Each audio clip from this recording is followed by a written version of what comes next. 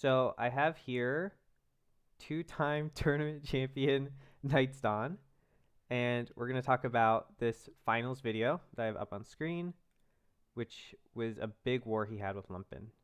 So before the war itself starts, Knights, can you talk about the situation here?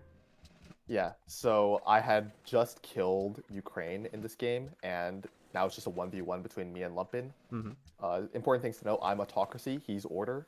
He has more hammers than me. I have a small tech lead on him. I have Mm-hmm. tanks working to his land ships. He doesn't have many planes yet. And um, so at the beginning of this war, he's going to be trying to defend me as I try to push in before uh, he can utilize his hammer advantage to get a bunch of units out. Mm-hmm. So I want to quantify some concrete advantages and disadvantages here. So Yep. you were super up on gold throughout this entire war, right? That is true, yes. So he It has, doesn't show.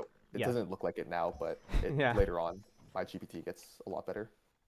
he has way more hammers than you. I think a typical hammers was you on 800 or 900 versus him on 1200, and that's Yeah, I pretty much think the order between like hammers. 12 to 1400 Mm-hmm. was his hammers, because he flips these northern Ukrainian cities as well, which Mm-hmm. gives him more hammers. He has full honor, so he has more general purchasing than you. Yep, You have defender. He has Himeji, yep. and the auto combat bonuses here are huge because you have the elite forces and the Clousy. You pushed like auto 11 here or something, right? I think it was auto 10, but Mm-hmm. yeah, So your individual units are much stronger than his, and he just has much more unit mass than you. That sounds about right. um, yes. At this stage, I didn't realize he had like so much unit mass, Mm-hmm. but yeah, he does have more units than me. So in particular here, I want to talk about the mountains here. So these mountains are this is about as choky as terrain gets, right? Hmm. And it's very difficult for either of you to push across without roads. So in this lump in general denies you so many roads, and you end up getting in a big citadel fight over this, right? Yep. One of the So, things, yeah, yeah, do you want me to go? yeah, you go. I was just gonna say that at this stage, I think I have a decisive advantage. Mm-hmm. So I want to use general to get the road so I can push as fast as possible before he can catch up in tech. Right. One of the things I think is different about tank war compared to previous eras of war is that tanks don't need the frontage that other types of units do. If you Right. basically have one tile touching the opponent, you can get most of your tanks to slam. So even though these chokes are like they're objectively terrible chokes, but generals will let you create contact and fight. Yeah. And it's not that like you're right. It's not impossible to push through these, but it's still like a lot harder than normal. Mm-hmm. But tanks do enable this kind of push. And you both have pretty big generals because you've both been in wars. Lumpman has Yep. those full honor piety generals. I love honor piety generals. Uh, so yeah, you general here to sort of try to break position open, Yep. and then he basically. Oh yeah, and this is important. The instant citadel fort. This is something I don't see a lot of people doing. That is so huge. So can you tell us why you did this? Yeah. So you can't plant a citadel on top of a citadel, and so putting a fort on it to replace the citadel allows me to plant another citadel there in the future. So in particular, Lumpen counters here. If you still Mhm. had your citadel here, you wouldn't be able to reset it all on this tile, and then you'd possibly Yeah. have to citadel here or here, both of which are terrible options. So, Yeah. Yeah. I think I was envisioning him citadeling the tile left of Duisburg. mm-hmm. So if he did that and I didn't fort the deer tile, Yeah, then it would have been pretty bad. And I wouldn't be able to citadel back in.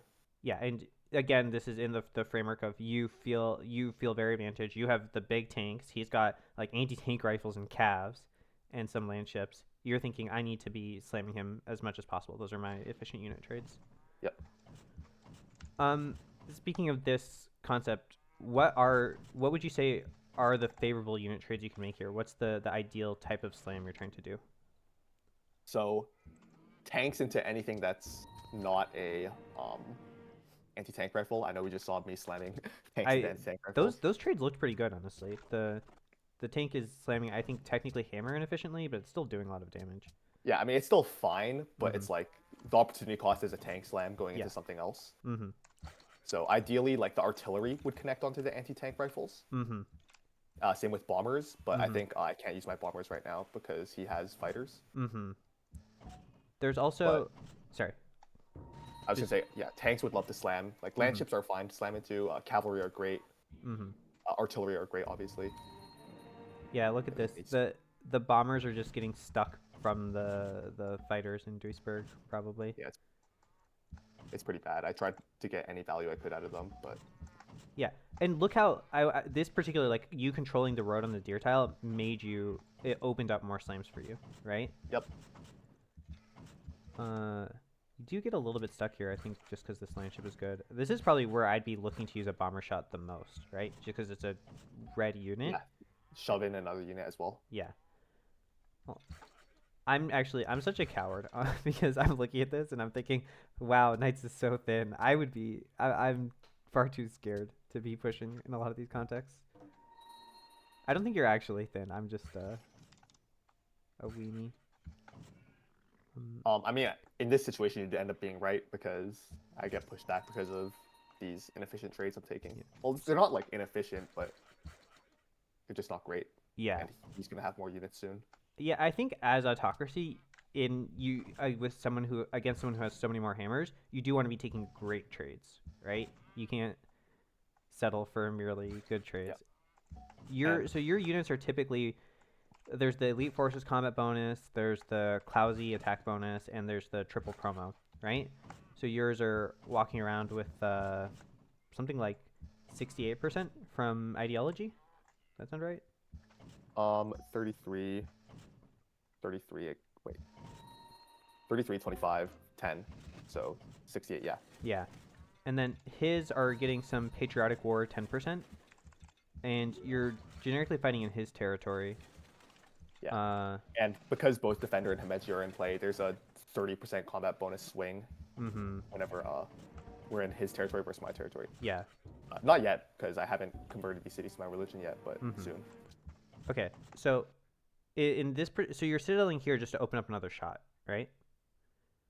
And yeah, I want the roads on both those tiles. yeah, and when you see all these tanks that are backed up, right? You've got these whole mass of tanks, and generaling that tile lets you slam and then create more slams. It feels yes. It's just about, I think it's a lot about applying the force, right? All these tanks do nothing if they're sitting in the back doing nothing. This actually becomes. I want to talk about this more as we get to the anti-tank gun portion of the fight, because it's very interesting how Lumpen is almost obligated to slam with his AT guns. Yeah, and speaking of applying as much force to the front as possible, you see me trying to open up more fronts on the north and south by the city-state and north of these mountains. Later in the game, Lumpen takes this northern Ukrainian city. Were you thinking about that, or did you feel like you had enough frontage because of Kharkiv? As in, you wanted me to take Pripyat? Were you thinking about taking Pripyat? I don't think it's right at this I point. was thinking of taking like a good amount of these northern Ukrainian cities to just get a wider front, because I saw that this front was going to be pretty miserable. But in the end, I decided I just wanted to go as soon as possible because I had tanks and a tech advantage. I want to point out specifically here the way that your line has developed. So normally in Civ, we think about like a convex line as being really, really dangerous, right? Yep. But these mountains here are anchoring your line really well. You're getting triple flanked only on this tile, which I think is on the wrong side of the river for him, right?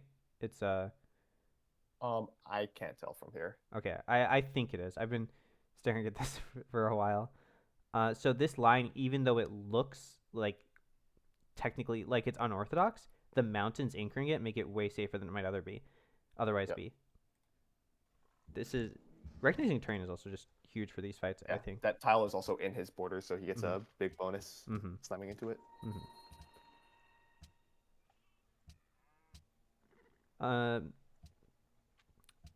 So if we look at army composition here, you're very, very in on the tanks, right? And you're using the tanks are abusing the fact that you have so many roads. Most of the tanks are slamming every turn. and then you get to retreat and heal the ones which aren't slamming. Yep. I think when you are like gonna push in super aggressively like this, being and you think you're just gonna be pushing really aggressively, being heavy on tanks is good, but it does end up being pretty bad later on. I think the unit composition shifts over the course of the war are also really interesting. Lumpen has a lot more trash than you do also. He's we're gonna see this later, but a lot of times I think he's actually baiting with the trash to exhaust a tank slam and then counterattacking. I think he utilizes his obsolete units really well. But at this point, this looks really good, right? This is when you're in your spot here, you're looking at your tanks slamming their bad units. You look and you're like quite deep and you're thinking this is going great, right? Yeah.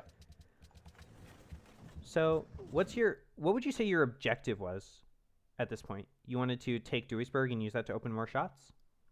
Yeah, I just want to take Duisburg. I want to keep rolling in with tanks, getting as many tank slams in per turn, because every tank slam I get is going to be value, positive trade.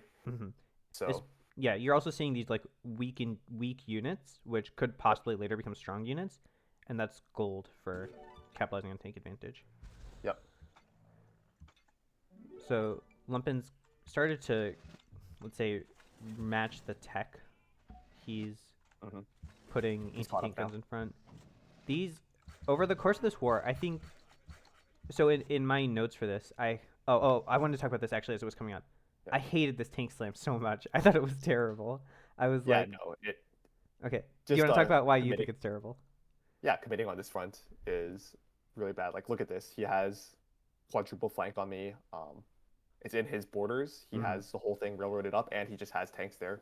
Yeah. So that I just basically used a full health tank to kill a cav, and it's going to die now. Yeah. Which is obviously a bad trade. I think you also just didn't realize he had this much stuff, right? In your brain, it's like, okay, I have all the stuff. I just need to... I thought he would have all this stuff like down here on the right, but he had a lot on the top as well. And these are about the best trades he gets the whole war, right? With the high flanks, the inside his own borders. It's just good stuff. Oh, so the recap war in Duisburg is super, super interesting. So this is typically a really bad place for Lumpen to recap because of this river, right? But his anti-tank gun here, which is... This anti-tank gun has been very hard for you to remove. And this anti-tank gun makes the slam from down right of Duisburg safe to slam in and then walk out. Yep. The other thing is you're pretty low on arty here, right? It took you a few turns to get Duisburg down to the amount of health it was at, and you definitely can't threaten a double cap. On the other hand, I think he shoots the city with Trebs. So yeah, so he's threatening, or he's going to control the city at the end of turn, every single turn. And that means I'm like basically never going to be able to make good efficient use of the roads in this territory to get slams. Yeah. And I'm also not going to be getting the combat bonus for defenders. Or at least you're going to be fighting against the Himeji most of the turn.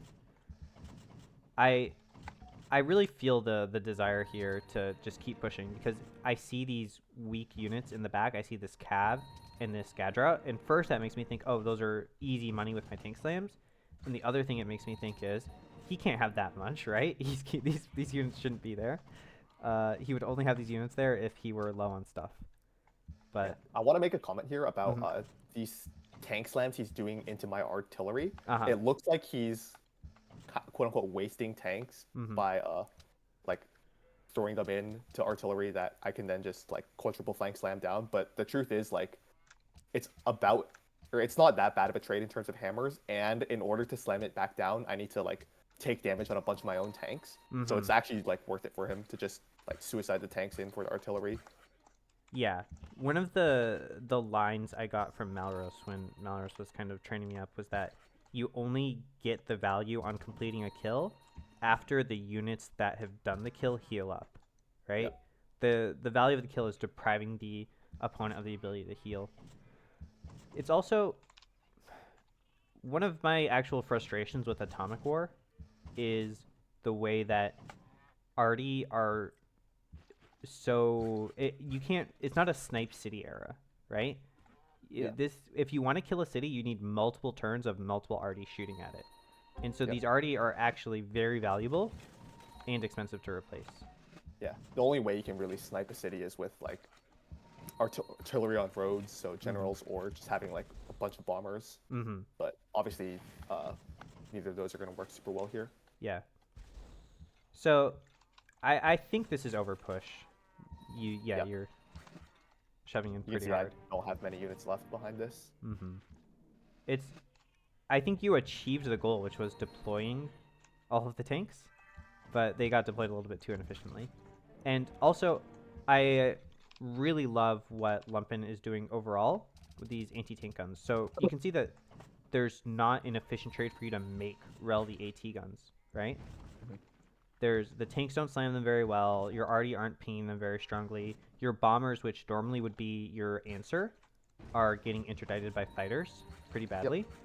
So it's not like you can't remove them. You are removing the AT guns, but they're costing you a lot every time you do. And then this is opening up the opportunity for Lumpen to slam more tanks efficiently. Yeah, Lumpen makes great use of anti-tank guns here. He just puts them on like really annoying tiles that he wants to control. Mm-hmm. And it just makes it so that like if I want that tile, which he's putting on the tiles I want, then it's going to be really inefficient for me to remove. I was thinking something. The other thing is, for me, anti-tank guns are at their absolute strongest in these kind of high, lots of hills, lots of mountains fights, right?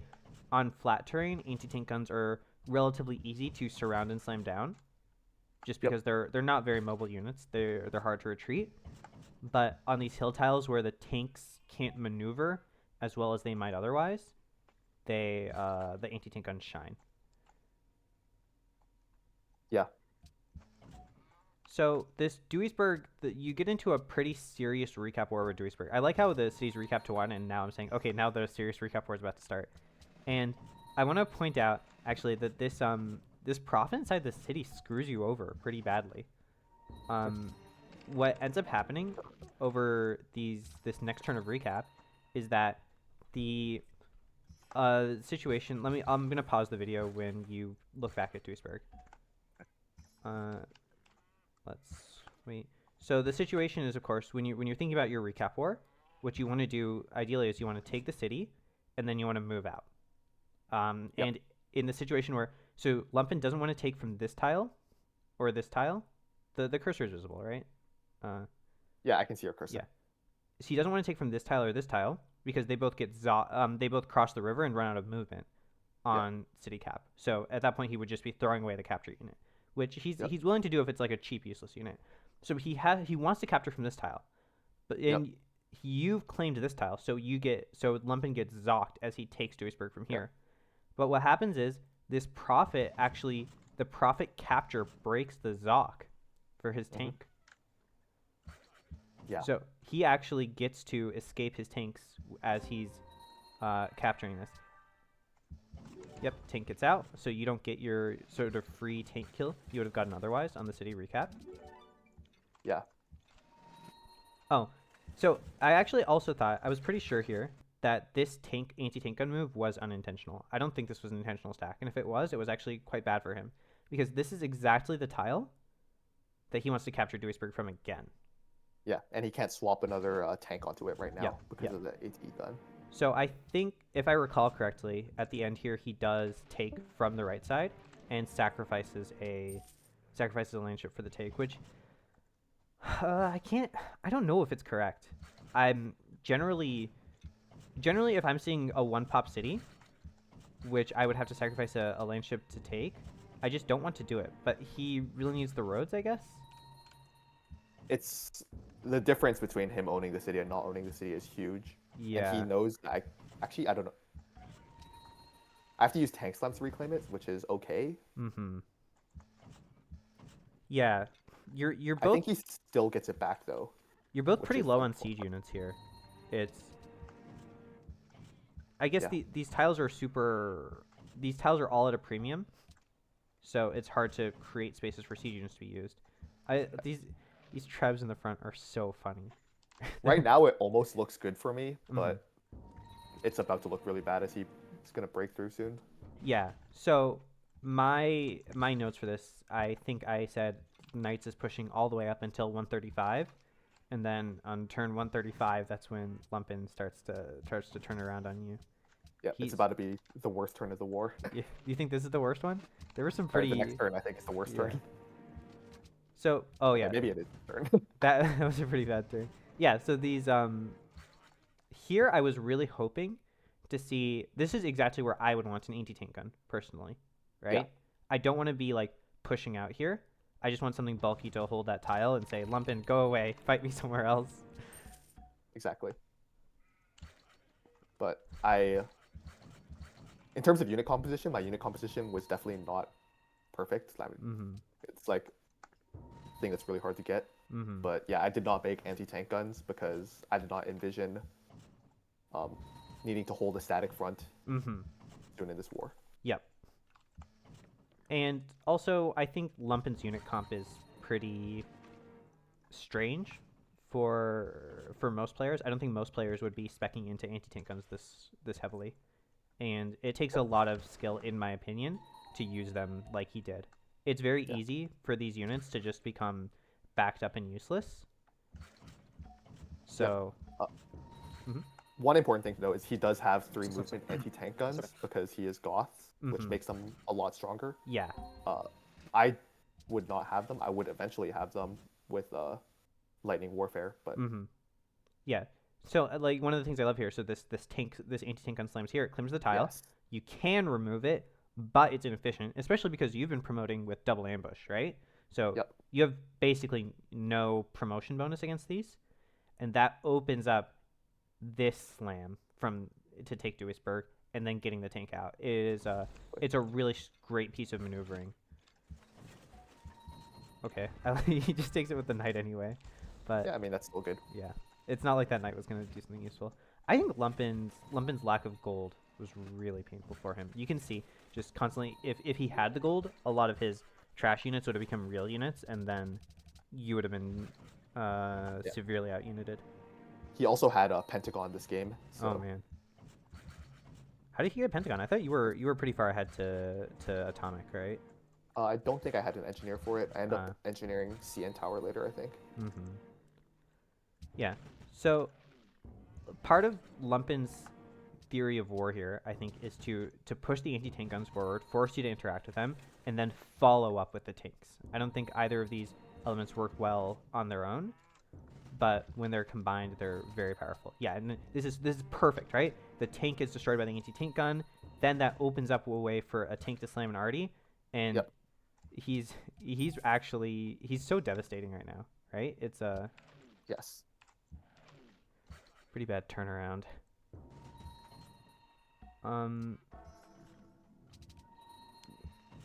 So at this point, I think your operational goals shift, right?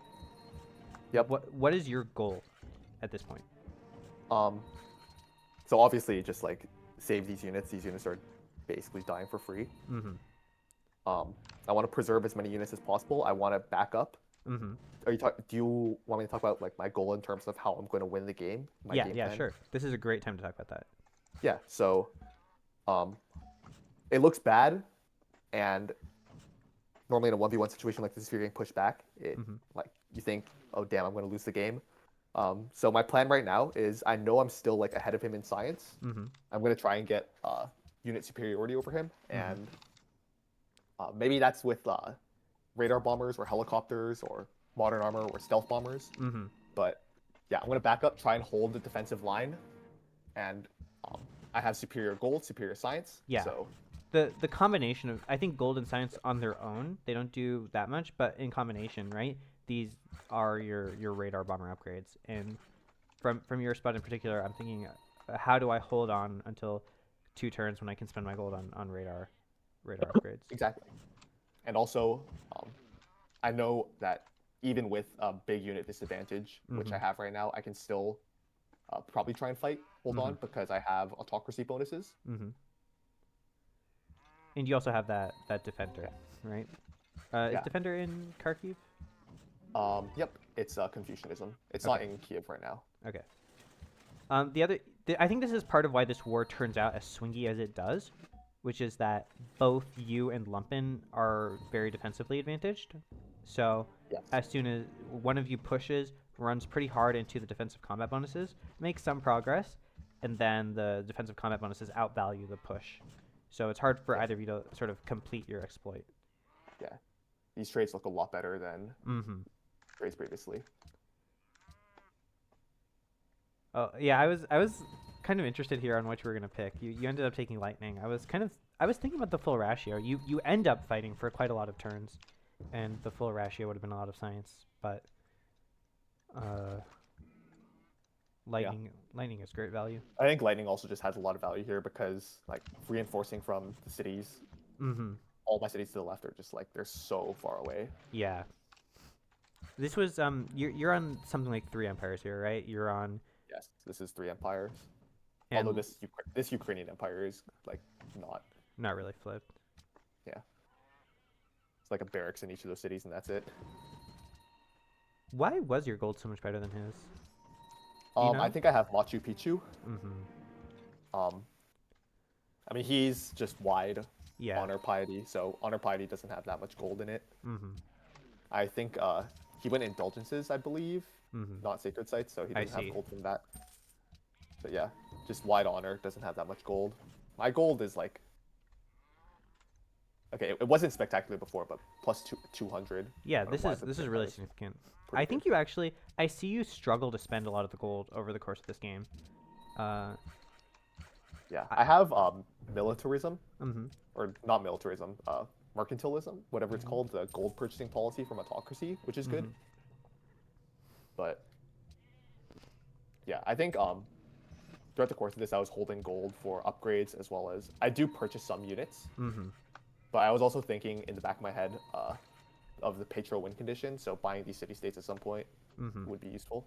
Yeah, so I want to, as soon as you pan back over to the army situation, I want to talk about some of the phenomena here. So, okay, first of all, he's so deep, right? Yes. This is, looking here, I think there were multiple points when I was watching this, the first and second time, that I thought, oh, Knights is just dead, right? Yeah. There's nothing for him to do here. I mean, he has like double my units right now. Yeah. I think traditionally for me, if I were trying to push this kind of shape, I'd be trying to push it in this whole arc, right? Yeah. And there's a few things that are stopping him from doing that well. So the first is that there's this enemy, like neutral city here, which he basically has to take in order to progress over the top. I think this defends you quite a lot. I think even if you were, if this was your city, it might even be worse for you, right? You'd have to give it up anyway. And then he'd be moving through here freely. Through the south, there's these really awkward mountains. You have won the general war, right? These most of these citadels are yours. It's hard for him to move through the center. And through the south, there's the mountains, there's the CS, which the CS, even if you're not at war with it, its units occupy tiles, and it makes it hard for you to railroad. Yeah, it's just annoying. Yeah, and you eventually get some C units, right, which make it hard for him to push in the south. So Lumpen definitely has unit advantage, and now he's struggling to use it. And in this situation, this is the textbook situation where you need to start generaling to make progress. So you guys are about to get in another general fight. His army comp is also just really strange compared to the typical Lechvan army composition in this era. Because even when he's pushing, he's got a huge amount of anti-tank guns. Oh my god, that heal. Such a disgusting heal. Oh, this was another thing I wanted to point out. I don't know if it's currently happening, right? Which is, you have all these red units in the back. And your autocracy elite forces, your heals are much better than his. So it's very, very reasonable for you. If you get 3 turns of a break, then these units will be back to full, and that's like spawning 4 new units, right? It is a huge army swing. So at this point, Lumpen is very obligated to push, even though his individual unit trades are so inefficient, because the alternative for him is to sit around and let you heal these units. This is probably his best window for a while. Yeah, I think he realizes that he is losing a long game right now. So yeah, he is incentivized to push in order to make me weaker, try to end the game sooner. Yeah, so I love this anti-tank slam. This is, again, just a completely classic anti-tank gun slam for me. It's hard for you to kick off, and then he's using it to create flanking Yep. all along these important tiles. Yeah, it's important to note he is finishing like these unit kills off with the anti-tank gun slam to put the anti-tank gun in those positions. Yeah. So he's threatening your city pretty hard, and you're evacuating planes out of Kharkiv because even though a lot of people are tempted in these situations to be like, oh, if I just hit every swap, okay, if I just get this first move, I'm going to save the city. And I think this is exactly how you just lose units, right? You're looking at this, you're saying, I'm not going to get these guys out. And okay, he actually does cap the city, but you lost 2 planes there, which is pretty great. I mean, yeah. So let's talk also about the Kharkiv there's no way recap to skip those situation. planes, really. Yeah. So Kharkiv is also a terrible recap position for you because this river is so insulating for Lumpen and so bad for you. You do actually have, I think, 3 already is probably the right number, unless you're in full recap war mode. But you're throwing away this tank, just dead. Yes. And it's not long before I realized, like, yeah, there's no way I can hold that city if he's able to flip it. Yeah. He's full honor here, right? So he full honor order flips these cities actually quite quickly. He gets a lot of production out of even he's capturing cities during the war that become useful, right? Yeah. So at this point, one of the questions for me was, how is Knights going to deal with these anti-tank guns? Because it's obvious that the tools that you currently have aren't dealing with them efficiently. So one big thing you're doing is you're getting radar bombers, right? What else were you doing to try to deal with the anti-tank guns? Well, I think one of the important things to do when defending here is just figure out the line that you're trying to hold and set that up so you get the most efficient trades possible.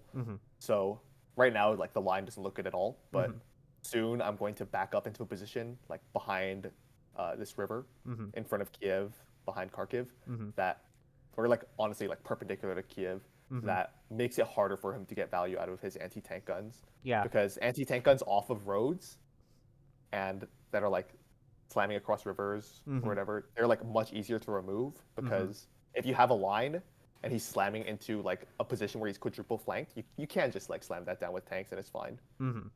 Or even just layer random gunpowder units like your anti-aircraft guns, your own anti-tank guns. They'll get really positive trades into those. The other thing I wanted to point out was that I really, really like the positioning of the tank here to stop passage through this mountain. I think it's very tempting to put the tank here or here and actually block off the pass. But blocking off the pass isn't what you need to do. You just need to make it harder to apply force, right? Yeah. And the tank here is much safer and it accomplishes the same job. Yeah. So holding like a tile behind the one tile choke can be super efficient. So Lumpen has actually achieved most of the pincer that he wanted here, right? He's coming in from the north and from the right. So that requires you drawing an entirely new defensive line. Yeah, and I'm going to try and just back everything out here. I realize this front is super inefficient for me to trade on. Yeah, I think he shreds a lot of units over these turns. It's like, yeah, look at that. It's just hard for you to trade well, especially now that this is his territory. Yep, and this is probably the last turn I'm going to try and fight for Kharkiv. After this, I'm getting out. This front is way too inefficient for me to fight over. I think if I were in your position, I would be kind of hitting myself in the head right now. Like, why was I fighting there? It's also, like, your advantage at this point comes down to a lot of bombers, right? You have plane advantage over him here. Yeah. And he just captured Kharkiv, so yeah, he doesn't have any triplanes in there yet. It's pretty awkward to use the bombers here because one of the things that's happened is that part of Lumpen pushed really hard, and this prevented you from healing some units, and it also made your bombers have to rebase, and if the bomber rebases, of course it can't shoot. These are some of the biggest advantages of tanks, in my opinion, is that the tank can act and then retreat, in the same turn, it means that you don't often have to make this choice between am I slamming or am I healing. Whereas the planes are in full retreat, and they're actually retreating so far that they can't interact with the front. Especially as Kiev comes under threat, you have to walk the planes back even further, and it's very hard to get plane value here. Yep. One of the things I was thinking about as I was watching this, I don't know if you were considering at the time, was it possible to settle like a plain city? I realized that, yeah, there would be a lot of value here in getting more plane shots off. Mm-hmm. I end up building like an airport in Odessa because Mm-hmm. of that. I think I bought it or something. I think I hard built it, but yeah, just having more planes here would be helpful. But I think at this point, when I've lost so many land units Mm-hmm. and my cities are coming under threat, I do just need to make land units. He has the production to be able to match my error. Mm-hmm. So, And he also has every more bomb, cities in the area, right? He can put more fighters on intercept than you can on yeah, sweep. yeah, and he's gonna have radar soon. So Yeah. if he wants to counter my bombers, like if I commit to making air units, Mm-hmm. then all he has to do is make a bunch of fighters, and then And then your bombers are he's useless, basically, and the land army yeah, is devastating. So I want yeah, to I paused here because I love this interaction here, which is you walk this tank up, you're thinking very hard about the slam, and you decide, you know what, it's just not worth it, and you walk away. I think that's it's important to be this disciplined. I think a lot of people are thinking good war is just getting all my slams off, but especially here when you're trying to draw a defensive line, it's really important to not take your inefficient trades, yeah. right? Especially when I'm I just have like way fewer land units right now, Yeah. and I'm trying to like use my efficient bomber trades. Mm-hmm. Like the HP on those tanks is limited. Like um, I need to just keep my front line as healthy as possible right now. Yeah, most trades are good for Lumpen here because he has more army. Yep. It's like to use like an analogy to like chess, like he's up in material right now. Yep. He wants to just like trade down everything right now. Mm-hmm. And yeah, so your short-term objectives here, I would say, is you're trying to get these units healed because those units heal just represent a huge amount. Lumpen needs to create. Lumpen's job is now to attack. He needs to create contact, and he really needs to threaten Kiev. Oh, and that's like this was your first big healing turn, I think, and you can see the power of auto elite forces here. You see, he heals 40 on some of these, which is just super obnoxious. Stupid autocracy. I hate it. Yeah. So again, this anti-tank gun finishes on the sheep, and that's just hard for you to remove. Yeah, he's really disciplined about finishing units off with AT guns. In my opinion, from watching this, I think you don't really answer the AT guns until you get helicopters. So, for me, this is actually like the phase of the war has shifted from like the tank era to the anti-tank era because the anti-tanks are just running wild. Yeah, I don't have a great response to anti-tank guns right now besides bombers. Oh, I wanted to point out something here that I thought Lumpen was doing wrong. So Lumpen is really aggressive in the south here, and what he doesn't end up doing is he doesn't end up pillaging these roads, these river crossing roads, right? And for me, the pillaging of the river crossing roads is the highest priority. That I don't know if it's necessarily correct because, again, Lumpen has to be pushing in order to threaten you because he can't let you get a moment to breathe here. But these slams across river they're I think pretty grim. from his perspective, he's okay with me slamming across river here. Uh-huh. So he doesn't mind if like I'm doing that and Okay. he gets those trades. Mm-hmm. So and also he's going to General Lin soon and try and take the city as fast as possible. So he was going to want those roads in the future. Uh-huh. But yeah, I think he just doesn't mind Yeah. me getting those slams off. Ultimately, like, Lumpen is winning if he's trading, and you're winning if you're healing. I think that's how I'd like to put it. Yep. The 40 HP heals. Yeah, every turn my army I mean, as long as he's trading, my army is getting smaller and smaller. If he's not trading, my army is like increasing at about the same size as his. Mm-hmm. But I'm autocracy, so I'm autocracy. I'm making gold. Yeah. So the longer no trades happen, the better it gets for me. Mm-hmm. So in particular, looking at this shape, what would you say are the weak points for Lumpen, the places that you'd like to attack? Okay. The most obvious one is this tank on the south, Mm-hmm. on my side of the river. Mm-hmm. It's flanked. He doesn't have good cover for it. Mm-hmm. I want to hold my side of the river as best as possible Mm-hmm. because it's just super inefficient for him to cross this side. Mm-hmm. So this Um, is like your first priority. This is what yeah. you're gonna probably first move.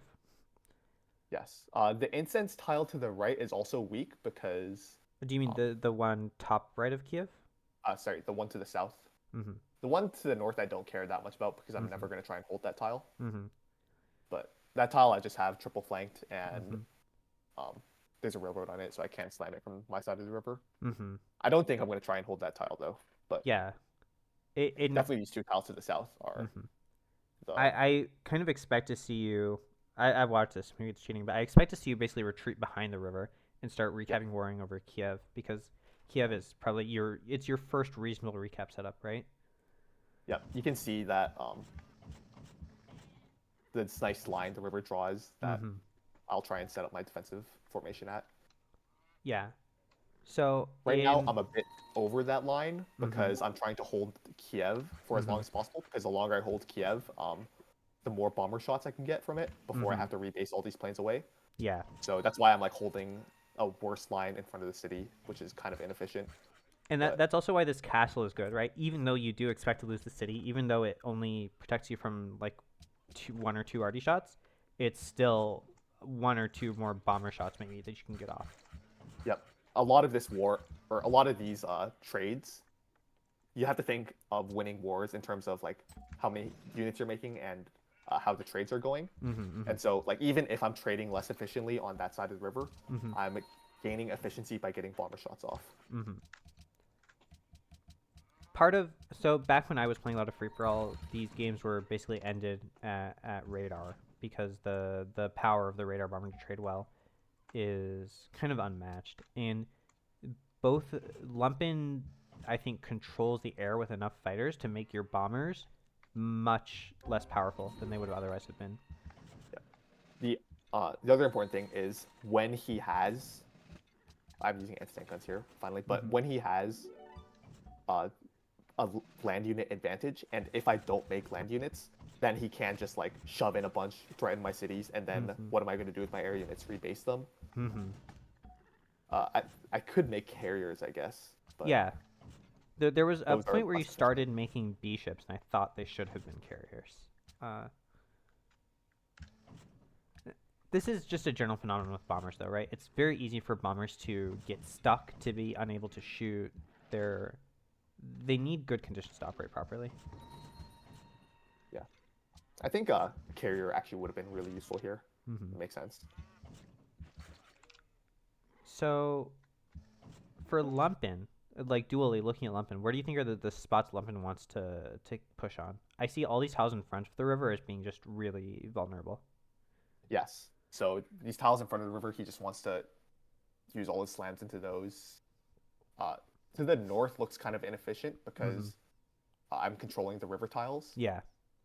So I would focus on like the wheat tile right of Kiev, the incense tile right of Kiev. Mm-hmm. So Yeah. those are the tiles I'm going to be focusing my slams on. And that's why it's important to identify like where your opponent is going to slam as well, because that's why I have an anti-tank gun on that wheat right now, because I realize, yeah, that's a tile that he really wants to control. Also this tile northeast of Kiev. I think it's an iron tile. Yeah. Yeah, the iron tile is really important. So ideally, I would have an anti-tank gun on this wheat tile and iron tile to dissuade those slams. But yeah. Yeah, your army comp changes quite a bit over the course of these. I think especially these 5 turns, right? Because you go into anti-tank production pretty strongly here, especially as you're on defense, and then you go into the paratrooper. I was excited to see it, and I thought it was completely useless. Yeah, they get a lot of value here. Yeah, so he drops it. It doesn't pillage anything important. It doesn't hit a trade route. It doesn't even zock anything, right? It does live, which I was surprised to see. But I think it eats some tank slams that otherwise could have gotten into frontal units, but I don't think it accomplishes any The objectives. idea of the paratrooper is that it's like the most like obvious way to increase your frontage if you Uh-huh. have like a massive hammer advantage, Yeah. but you can't like you're already like 4 deep and you can't get that much more. Yeah. So that's why he made it. But Mm-hmm. This is also the weaknesses of Lumpen's unit comp start to show here, because Lumpen absolutely needs frontage in order to trade. yep, And in order to do this, he's pushing hard on the south where there's a defensive river. He actually ends up taking Pripyat to increase frontage, because unlike a mono tank army, which would be able to effectively attack through just one tile of roads touching enemy territory, yep, his anti-tank guns are getting stuck on slam, and they really, really want to slam. yeah. And this does illustrate like the weakness of anti-tank guns. Like they're still great, obviously, but they can't cycle. So, like the tiles that we talked about earlier, the wheat, the iron, the incense that he wants to like apply a lot of force on because those are his best trades. Yeah. He can't do as effectively with anti-tank guns compared to tanks. This is one of the things I've been thinking about a lot with respect to these sorts of gunpowder units, is that they're only as good as the shots you can put behind them, right? So anti-tank guns can be really, really good if you have like good arties behind them, or even like rocket arties to shoot down cities and units behind. But in these situations where the anti-tank guns aren't enabling even tank shots, they feel really bad. Yeah, so you get this full evacuate on Kiev, which is that city's going down. There was no way for you to keep standing in front of the city. He did like collapse everything in front. So you're looking very grim on army right now. What do you feel like your advantages were at this point? Well, it's the same ones as before. I'm auto. I have gold. I have science. I have helicopters next turn, which is big. I think helicopters are going to do a really good job here because he hasn't shown that like he does have like enough air to like dissuade me from using air, but he doesn't actually have like that much to shoot down helicopters. Right. And the helicopters also have the anti-gunpowder bonus, right? I don't know if they do. No, I don't think so. They just They're have just good. anti-tank bonus. Okay. But yeah, he doesn't have like that many air units to shoot down my helicopters. And the other thing is, helicopters in your own territory are actually great defensively because the other counter to them besides air units, which you can try and keep them out of range of, is anti-aircraft guns or mobile SAMs, which if you're in your own territory, those are going to be like really hard to slam into helicopters, or like impossible if you keep them out of range. And if he tries to move them into range, then they're just going to get shredded by tanks. Right. This is something I want to focus on a lot, which is that there's certain combinations of units which are much, much stronger than the units on their own because they cover each other's weaknesses. And part of what I think helis do for you in this situation is that helis become a one-stop answer for you to most of Lumpen's units, right? The helis are efficiently slamming the tanks, they're efficiently slamming the anti-tank guns, they can even dance across mountains and snipe arties sometimes. So you are mostly in helicopter spam from this point for a while, right? Yep. So the helicopters are super efficient. Like the problem here is they actually don't travel on roads that well. So making them for my top left cities is gonna be like gonna take forever for them to get there. But yeah, the helicopters do kind of beat everything that he can like send forward, except for AA guns, and that's what I have the tanks for. So for me in my notes also, what I have in this particular era is I see Lumpen's pushing really, really hard, and this is where he stalls out. And you can see at the end of most of these turns, you're getting these back heals. So if you think about these, so 2 auto elite forces units healing 40 damage is like producing 1 extra unit, right? Your healing advantage is compensating for his hammer advantage. Yep.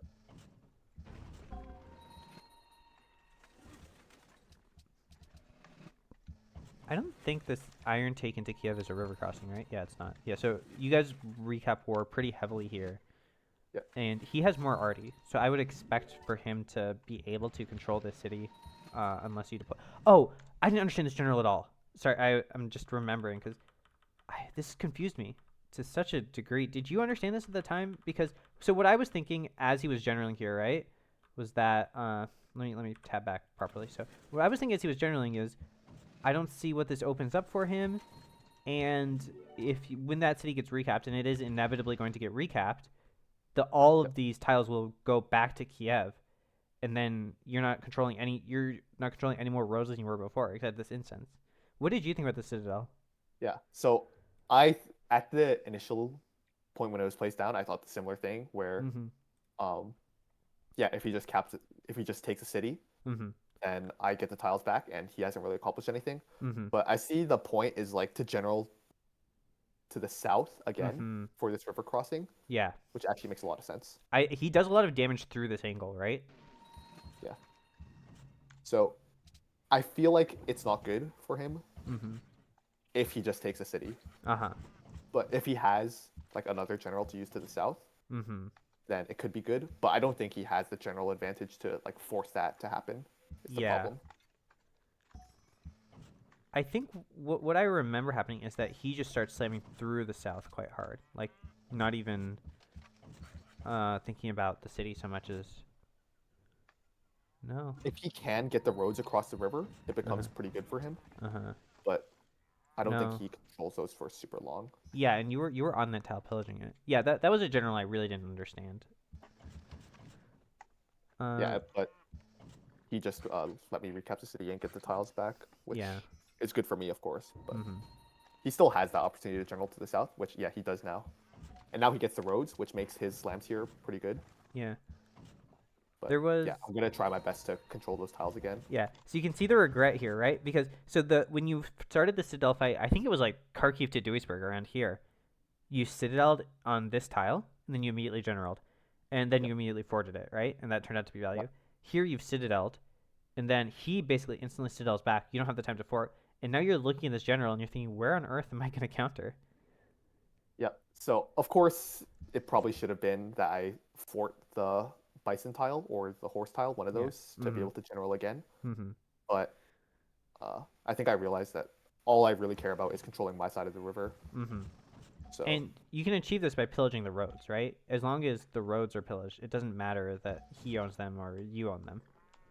yeah, but I think I'm happy to use this general here, Mm-hmm. just because I do need to still be able to hold those tiles as best as possible. Whether that's and like having it in my territory is very important.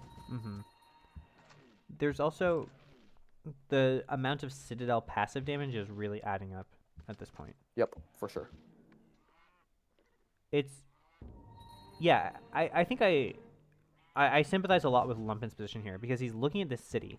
He can take this city on command, and if he could control the city, all of his units would become unlocked, and he would get so many slams, and he'd stop you from healing and all of that. And the only problem is that he can't actually get past the city. The mountains above it make it hard for him to control the shoulders of the city in a way to stop you from recapping. The river below it makes it hard for him to control the shoulders of the city. And so what he ends up doing, I think, is this is when he starts pushing for Pripyat, right? Yep. He needs to increase the frontage some way, and Mhm. I think it makes sense that he used the generals to the south to try and increase that, but Mhm. it doesn't work out because I have enough of my own generals. Do you know why you were general advantage? Because I would expect a full honor or piety player to have more generals. I think the big thing is that he fought an early war this game, and he used like a few generals in that. And I also fought a war earlier, but I did not use my generals. Okay. And then So- I assume you got Brandenburg also? Oh man, very hard game. Yeah. I don't remember who got Brandenburg. I Okay. think it was me. Mm-hmm. It's also a lot of the honor advantages he would have in war are being kind of counteracted by Iron Fist. You're getting the experience modifiers and the science and the gold that he's getting from fighting. Yep. So he can't just outgrind you. Look at the city. It's one pop and it's got 73 strength. Even at half health, it takes so many arty shots to grind down. Imagine that was a freedom city. Oh my god. Okay, yeah, so again, we've got this really good anti-tank position, right? So in, like, when you were fighting even over Duisburg, this sort of anti-tank was a nightmare for you. And Yep. I think this is a turn where you get to deal with it really effectively. Yeah, and he knows the reason he's putting them there obviously is because he knows that like I need those tiles, Mm-hmm. and he realizes like they're on my side of the river. He can't really slam efficiently past that, so Mm-hmm. that's where Oh, he's really yes. getting value off that. This was something we talked about a little bit before the video. That so you've been on the helis promoting like for double attack, and Yep. typically when I'm playing with helis, especially as auto, I'm thinking, oh, I just want repair. Repair is broken. I'm gonna dance back and heal 40 damage to my own territory. What made you want to take Blitz here? I mean, obviously it's just to replay that because it looked so fun. Obviously, it does a huge amount of damage here. Yep. So just purely based on efficiency, repair Mm-hmm. is like more efficient Mm-hmm. because if you think about like it's the same concept with air repair bombers Mm-hmm. that if you're gonna like slam heal or like if you have logistics, you're gonna slam and then like heal for a turn or two, Mm-hmm. and then with repair you can just slam every single turn. Mm-hmm. So it is more efficient in terms of the amount of slams you get over multiple turns with repair. Mm-hmm. But my idea was I have these helicopters and I just want to get as much value from them as soon as possible. So I am going to take logistics here. Helicopters are also uniquely vulnerable to getting stuck in a way that tanks aren't. So a tank has 5 base move, and on your own roads, like it's multiplied by 3, so it's like a 15 15. move unit. But Whereas these helicopters only have like 8 or 9. yeah, I think So it's 8. I think it's 8 with the movement promo actually, double movement. Oh wait, no, that doesn't exist anymore. Sorry, yeah, it's just 8.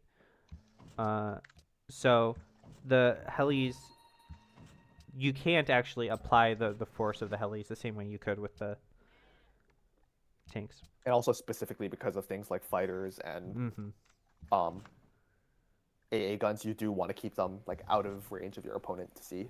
Yeah. So they tend to start farther back than Yeah. tanks. They're difficult to use. I think this is kind of the ideal use case for them because there are so many mountains, which opens up, which means that having helis makes you have more tiles to fight from, Yep. and most of the army on the screen dies to helicopters. Yep. There's also water to the south, Mm-hmm. which would be nice to put battleships and things in. But I only have like I mean, besides my coastals all the way in the northwest, I only have the one coastal, Mm-hmm. which should be making like boats right now. I buy a boat from it, but So you buy that boat, and I this was exactly where I was thinking maybe a carrier is better because there are planes which are very far back, which are struggling to shoot, and Yep. they could I think police from the water. yeah, one carrier would have been great, and then Mm-hmm. the rest going into battleships. So I like here you're slamming with the intention to have the citadels finish off the anti-tank guns, and I Yep. think you don't realize that this red health anti-tank gun on the horse is at 31 HP or something like that. So that one Is it? actually survives. Damn. Yeah, these backed up bombers and pre-lep are just feeling miserable. But this is also, I think this is a good point to say that this is part of why Lumpen can't push. So Lumpen's goals here are he needs to increase the frontage. He wants to be really south of Pripyat. That's where he wants to be shoving in here as well. He wants to be south of Kiev. He basically wants to be pushing in on multiple fronts, Yep. right?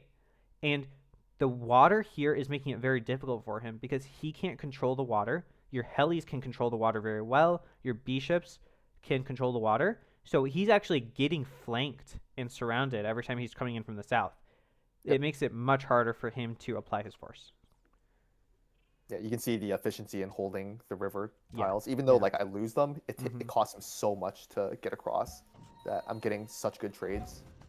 Yeah, look at that. He gets the heal promo. He gets the pillage, right? And Uh, that's like a full unit. 75 HP. The difference between him, that unit surviving, that unit dying, was basically a full unit. Sometimes first move is really good. Yeah. And then, yeah, look again. I just love how Lumpen does this. He's constantly shoving the AT gun in, right? Yep. And any individual unit, if you look at any individual unit on the front line, you 100% have the power to kill it, right? It's not a question. If you couldn't kill a single unit, the war would be over. But the things, you can't let this sit here. It's zocking everything. You have to kill it, and you trade bad when you kill it. It's about the fact that like he wants a unit on that tile to make it as inefficient as possible, but every unit he can put on it dies, so he just puts like the most annoying unit Yeah. to clear on that tile. This is actually the point where I would have loved to see an infantry. it's a bit of a meme at this point, but I think um, at this you've finally started to pick up units which trade well against anti-tank guns. So Yep. any bulky unit there does a good job. Yeah, I think in his eyes, the anti-tank gun is probably Yeah. just better than an infantry, and I Yeah. think he's probably right because the tank just Yeah. shits on the infantry. That's right. Yeah. Because if he puts the infantry on the tile, I just tank slam it down. Yeah. Um. Hmm. Yeah. So then he's declaring war. He's pushing pretty hard. He's so basically from around turn 135 up until like now, and it's continuing. Lumpen has had the initiative, and he's taken 2 cities, and he's fighting over the third. But I think you can start to see that he's running out of steam here, right? He's Yeah. just not able to continue to make the trades that he was able to The other before. thing is when he does go for Pripyat, Mm-hmm. I mean he does have to like commit units and resources to going up there, so I can start like fighting back a lot more efficiently now. Mm-hmm. One thing I'm doing here is I'm cycling planes to heal, Uh-huh. so I'm getting like some value out of having like a lot more planes that I can field at once. Uh-huh. It would be, of course, more efficient to have them healing in the same city, so they don't have to spend 2 turns rebasing out, rebasing in, Mm-hmm. which would get value from the carrier. But it's just something important to point out when you have a lot of extra planes like this. Mm-hmm. I also was thinking, so there. Let me see if you zoom in on this area better. This is where you choose that you think you're going to possibly win with diplomacy, right? You're thinking about. Yeah. If I can't win the game any other way, then Yeah. like 30 turns later. This war is stalled out quite hard, right? You've been warring for, oh man, 20 turns? A little bit less than 20 turns at this point. Probably 15 to 20. And it doesn't look like the end is in sight. So you start looking for alternate win cons. Yeah, so part of what makes this war so interesting to me is the high amount of mountains. I think wars tend to be more like if all wars were on an infinite flat plane, there'd be no terrain, and you would just flank and destroy everything. It's the numbers game. Yeah.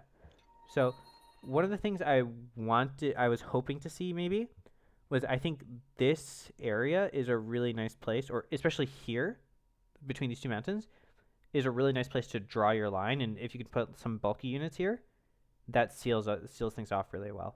And I felt like these tanks were just a little bit out of position, especially because as he takes Pripyat, his whole anti-tank force, he kind of pivots on these anti-tank guns, and he swings all the way around, and it gets pretty scary. Yeah. For the record, before he takes Pripyat, I think Mm-hmm. the line right there, Mm-hmm. I hold is perfect. But Yeah. after, I think I retreat out of that position. Mm-hmm. What's the base strength on helis? Like 70. really high, 70. Okay, that's pretty good. So there you're running. So I thought you were running in to try to take that, and I thought it was overcommit. But I think you're just in there to take the roadway, right? I think I just put an arty shot in it, like Okay.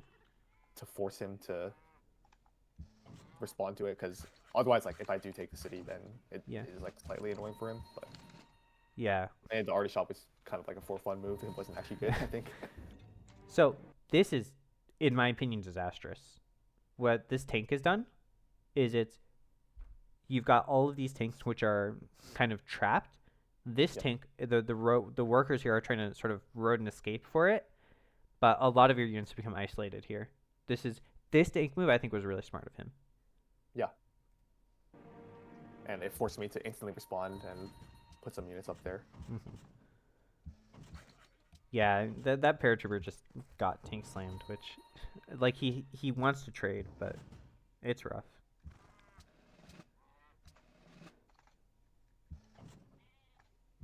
So, yeah, I am seeing the heli value here.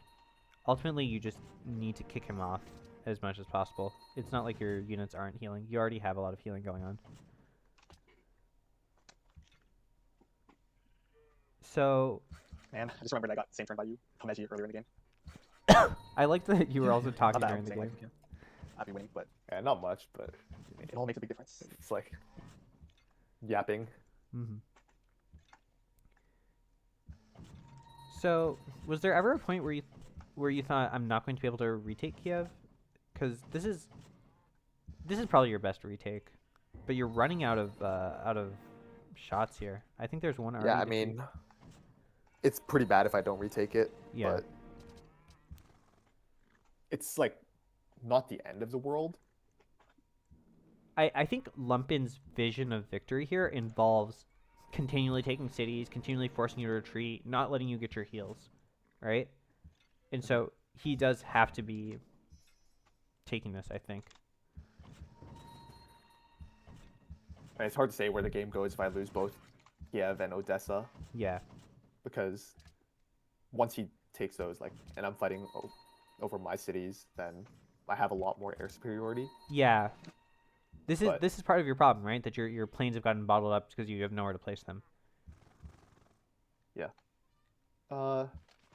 There is space for a settler as well, which I could have Mhm. used instead of a carrier. Mm-hmm. It's a consideration. Mm-hmm.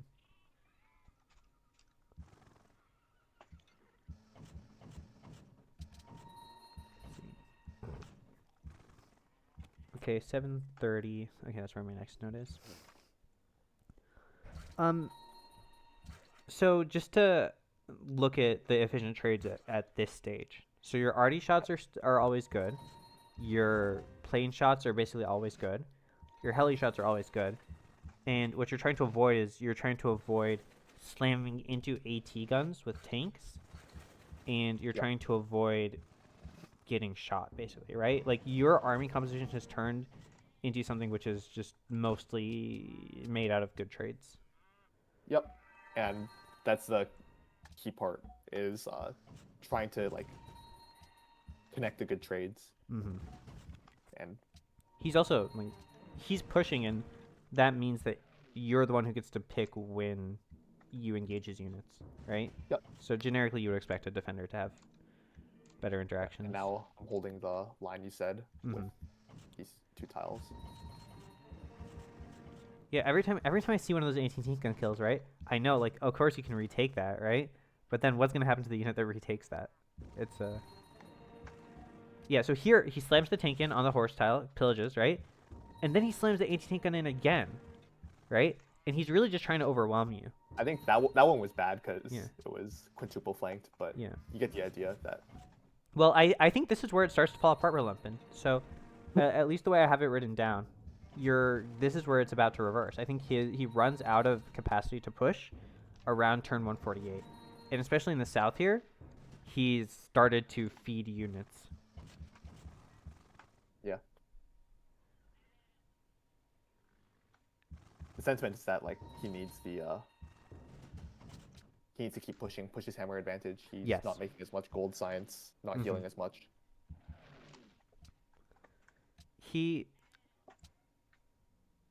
I think it does come down to army composition a lot here, that his anti-tank guns. This is the anti-tank gun dilemma, which is that if there's not slamming, if it's sitting in the back, it's useless. And even if it's frontlining and you can find a way to just not interact with it, it's still useless. So in order to be effective, the anti-tank gun has to be attacking and or Just steal off of Ergo, by the way. pretty deep into Oh, enemy so- territory. No, I mean, like, yeah. Fajna. I mean, you either need to interact with it yourself I or thought it force was like your way ahead of opponent to science, interact but with getting it. those tech steals off Ergo Yeah. was really big. And on offense, it's a lot harder to use it yourself. Yeah, to create these situations. So, yeah, I'm going to actually... I'm going to push forward a bit here. So what happens here is some pretty straightforward unit trades, and you're trying to clear... Basically, I would say you're trying to clear south of the river, right? And hold along this line, and Lumpen is Yep. trying to push in. But Lumpen is whoops. Lumpen is running out of the tools that he needs to do this. So over the course of this, especially turn 147, your bombers are firing. You are not forced to engage with him on the places where he would like you to engage, and he is trading very inefficiently just to make trades possible. That's my viewpoint. Yep. So yeah, I'm gonna tab it forward a little. Like, obviously war is fun, but yeah, you can see he can't control south of the river. Your helis are running a little bit wild. He doesn't have an answer for the helis other than fighters. Yeah, And this is where it'd be nice to have repair yeah, as well. he is like offering tanks up to you, right? Like, all these logistics helis are getting their value. Yeah, but I mean, the only other option besides offering tanks up is not pushing. Yeah. Right? Mm-hmm. What? Can't push without offering tanks up. This is gonna sound very. I think there was an angle here where he went rocket arty. Where Because he could have, or I could have. where he could have, or maybe that's the solution for him to break through. Because if he manages to end 1 or 2 turns with control of Kiev, then you start to have real issues, right? Mhm. And the way for him to accomplish that is basically superior arty firepower. And Yeah. that's where possibly the rocket arty would be useful. But rocket arty are very, very expensive. Even upgrading 2 of them is just Yes, it's it's like- a lot of gold, like 300 or something. yeah, and he's limited. He's incredibly limited on his gold here. I But- think yeah. the problem with rocket artillery is there's just the gigantic science opportunity costs because Yes. you're skipping lasers, Mm-hmm. which is super important tech. Modern Lasers armor is so much better. probably the second most important infotech. But Yeah, I mean, it's modern armors are so much stronger than tanks. I actually, when I'm thinking about lasers, I'm so often thinking about jet fighters. Yeah, jet fighters are also super important. They let me get value out of these fighters to the left. Mm-hmm. And they also, your triple jet fighters are terrible for his planes intercept. I think he still has triplanes, by the way. Here he does not have gold, Mhm. which is kind of surprising given how intense this conflict has been. But I think also speaks to how many units you got to save.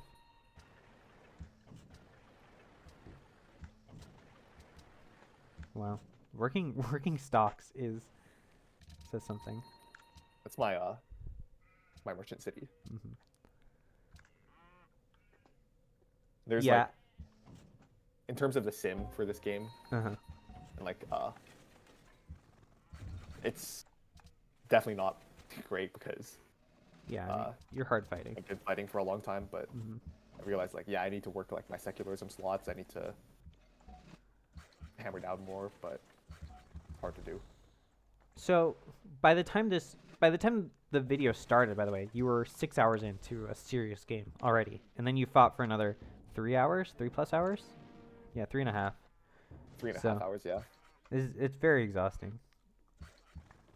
I haven't played one of these super long games in a long time because they make me want to shoot myself. It's Look at that fucking anti-tank gun. yeah, it's just sitting there, right? And then On a Citadel with the heal promo. yeah, he got so many heal promos. I think this is actually part of an underlooked advantage. He has the experience modifier from Order, I assume, and he's got the one from Honor, and his units come double promoed, right? So he only needs to get to the 3rd promo to get his heal promo. So Yeah. you should expect for him to be hitting heal promos. more often. Presumably, I'm not sure, but I think he has his military academies up despite Uh-huh. not being auto.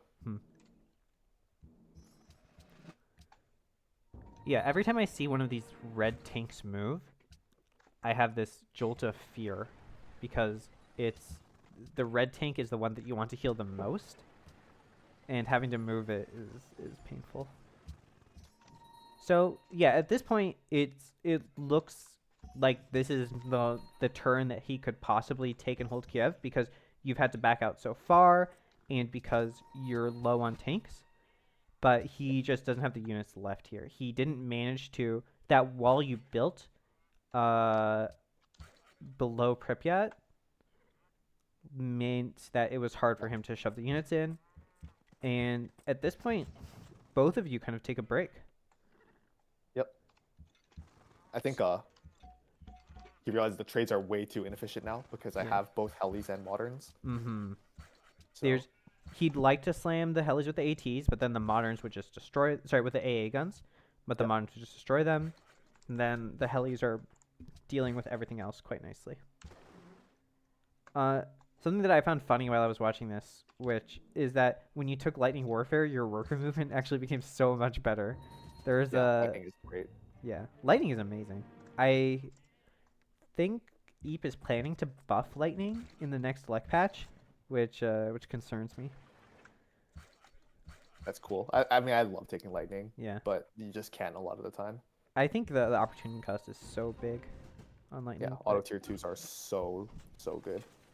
Okay, so at least in my notes, it's 149 to 154. You both chilled pretty hard. It's Yeah. not that there's some sort of skirmish fighting, but this generic shape where neither of you are trying to occupy tiles touching the other's borders continues for a while. Yeah. And what happens here is that you pick up a lot of modern armor unit mass, and Lumpen, he's a little bit down tech, I believe. Yeah. Let me. So, Yeah. the idea is just that like both sides can, if you can pick what units fight what, you get super efficient trades. Mm-hmm. So you don't want to like just keep like an AT gun on the front line because that can just get picked off by like bombers plus helicopter slams. Mm-hmm. Same thing with tanks or the AA guns obviously can't frontline versus moderns. Yeah. Yeah, so I've skipped ahead to where I think the fighting re-engages, which is around this turn. And you actually open this up with a general. Let's see if that happens anytime soon. Yeah. So what are your goals with this general? Are you trying to threaten Kharkiv? Yes. So I think the general, Mm-hmm. I just want to be able to get like frontage on both of his cities. Mm-hmm. If I can control both of them, Mhm. then it's going to be really hard for him to push me again. Mm-hmm. It's also you So- have all these moderns backed up, right? And they're just looking for someplace to slam, and this opens up a lot of shots for them.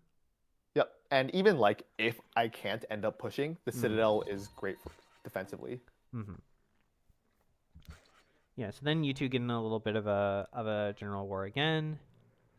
Yeah, that's kind of the obvious tile to counter on. I don't think that's very complicated. Man, the pillage into the heal promo, it's so good. It really just it's like teleporting another unit to the front.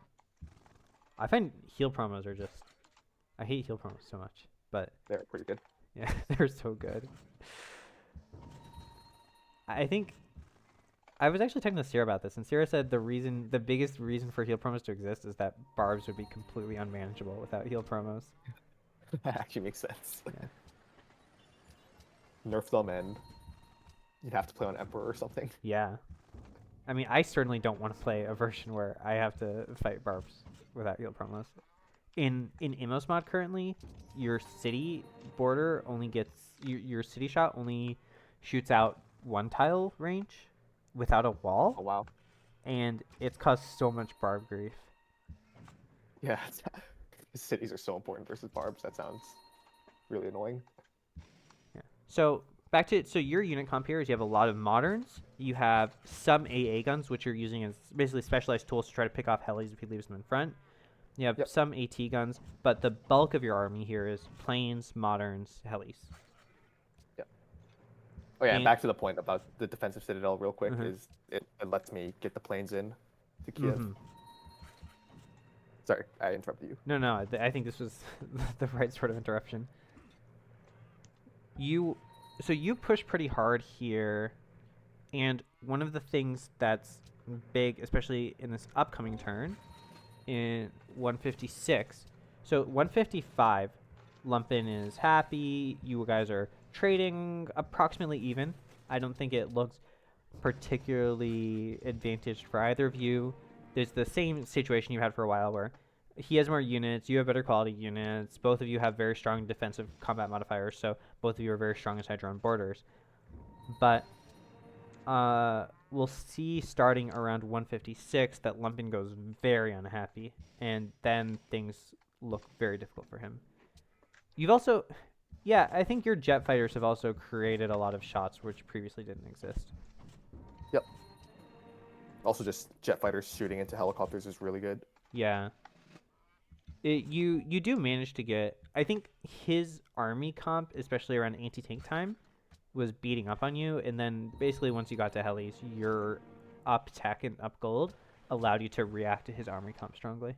Yep. And this is the value of these late game modern techs. Like these helicopters and modern armors are so strong. So there's a, by the way, I think you noticed this here, but there's a bug in Lek, which is that if your last heli move can't move onto or off of water. Yeah. And so Immos PM'd me how to fix that, and then I never implemented it because we don't need it in Weavy. But if somebody wanted to, I should probably send it to Eve and say just put this in. Yeah. So yeah, I think this still doesn't seem decisive to me, right? You guys are poking back and forth. There's no sort of short-term city take goal. It's really just in order to win this game, I want to destroy as many enemy units as possible, and that's what you're looking for. Yep. He's also, it's hard for me to see what Lumpen is playing for, because at this point he's lost a lot of his initiative. If we remember that push that started around turn 140, what he was really trying to do was keep you off balance and stop your units from healing, and all of that healing has been accomplished. So he needs a new plan, basically, in order to progress. Yeah, I think his plan overall is still to kill me, because I think I'm winning the long game with, there's a helicopter bug again, but with stealth and, or being first to stealth, having more gold, as well as having the Diplo win con.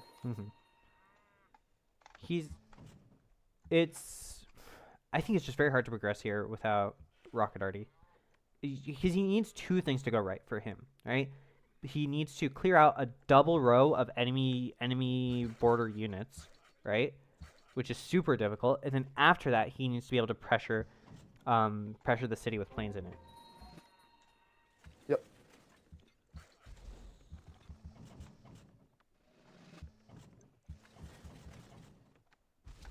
Yeah, it's kind of interesting to see your old era units tend not to stick around. You tend to upgrade them, and he just doesn't have the gold to upgrade. Gold is just an incredible resource. Yeah. Right now he doesn't have the tech for rocket artillery yet, which is why he's not able to push yet. It's so hard for me to justify building rocket artillery. They're technically less expensive than a second tank, but upgrading them is really difficult, and they get snacked by most units on the field. Yeah, like you really need like a solid mass of other units before you can think of committing to rocket artillery. Yeah, the good thing about them is that they are pretty strong without having to make too many of them. It's not like artillery in tank war. You need like, I would say 4 RD per city just to wear down a city, and it needs multiple turns. But when rocket arty show up, you only need like 2 or 3, and they damage cities very quickly. Exactly. Yeah. Okay. So here you pillage the perfume, and now I'm gonna see if you can hover. At what point you hover an enemy unit? I just missed it. Oh my god. Okay. I'm gonna go back and I'm gonna play this in normal speed, and I'm gonna pause when I hit it. So one of the things that happens here is that Lumpen actually started this turn unhappy. You can see he's at like -3, I believe. And then you see this perfume, you pillage it, and then instantly he used to be -3. Now he is -7. Let's find a unit trade. Yeah, now he's -7. This is so bad for him, and he starts getting pretty hurt. He repairs the perfume, but I think he's getting there's a bug here. Oh, you just pillaged it again. That's what happened. Okay. I think you're fighting pretty hard over this perfume, and I think it's completely correct. I think whatever you can do to give your opponent an extra 8% combat minus is worth it. Yeah, it's massive. It's like getting an instance of flanking for free on all your units. It's just Yeah, and I don't need to like hold the perfume tile or anything. I just need to like take it once per turn, basically. And the ideal in this situation would be if you could end the turn with one of your workers on it. So I would be, especially like right there, I would have been considering like shooting his worker down and then shoving a worker on the tile just to delay the repair one more turn.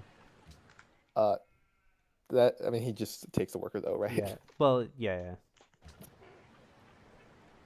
You are completely Makes sense right. though. Like if it's my worker with a unit on it to cover Yeah. it, but I can't really hold that tile that efficiently. Yeah, he's flanking you too strongly. But yeah, these are pretty. Yeah. And now he's slamming into my territory to try and like protect the tile, which makes sense. He's had to commit a lot to take Pripyat, and I think he didn't get all of the stuff he wanted. You can see he actually lengthens. Was Seed on his originally? I don't know. I think he recently took it. Yeah, you can Okay. see the resistance Yeah. icon under it. And so one of the things I was thinking about from his perspective is that possibly like the way going forward is to take Zurich, and that opens up even more, right? Because if he takes Zurich, he can pin a lot of this army mass against the coast, and then get some really nice flanks. But he's thinning out. He's just much thinner than he used to be. Yeah, it makes sense because his goal is still like to apply as much force as possible, which sounds weird because I'm pushing him right now, but I'm only pushing him to like I'm only like temporarily really pushing him to make use of like my massive stronger units right now. Like, I'm not gonna kill him, but Yeah, I this is just one of the wanna, things like, I really like take about these these. trades now while I can get them. This is one of the things I really like about these fights is that you don't expect to kill them on any given interaction, right? But you hope that through the accumulation of good interactions, you can outvalue them. In terms of like an FFA war, this is like very unusual, Yeah. but it makes sense in like a zero-sum game, duel, or teamer context. Yeah. So Pripyat is looking really nice to push here if you can, because there's 4 planes in there. So a lot of your normal considerations about, oh, I don't want to take the city because I'll just use the unit. I'll just lose the unit are gone because you obviously trade a unit for 4 planes, but getting the shots on that city is difficult. Like honestly, like I don't even care that much about taking the city. Like if I can just threaten to take the city and he has to rebase the planes out, then Yeah. that's already a win. I think So this 4 is units he has to skip his turn on. yeah. So this turn I think is one of the worst turns for Lumpen in the whole war. So he has to escape his planes. Yep. And then you start getting all sorts of really good slams. Yeah. That was That lucky, yeah. swap with the mobile stand was so dirty. That's like That's just luck. yeah. Yeah. No, it's all skill. It's all skill. Don't I'm supposed to criticize you and then you say no, it was great. That's how it's supposed to work. The other thing to consider is taking Pripyat like basically cuts his production for by a good amount, so it is worth it to sacrifice a unit for it.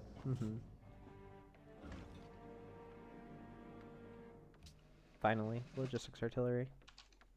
Yeah. I can't believe you didn't upgrade that. I should have.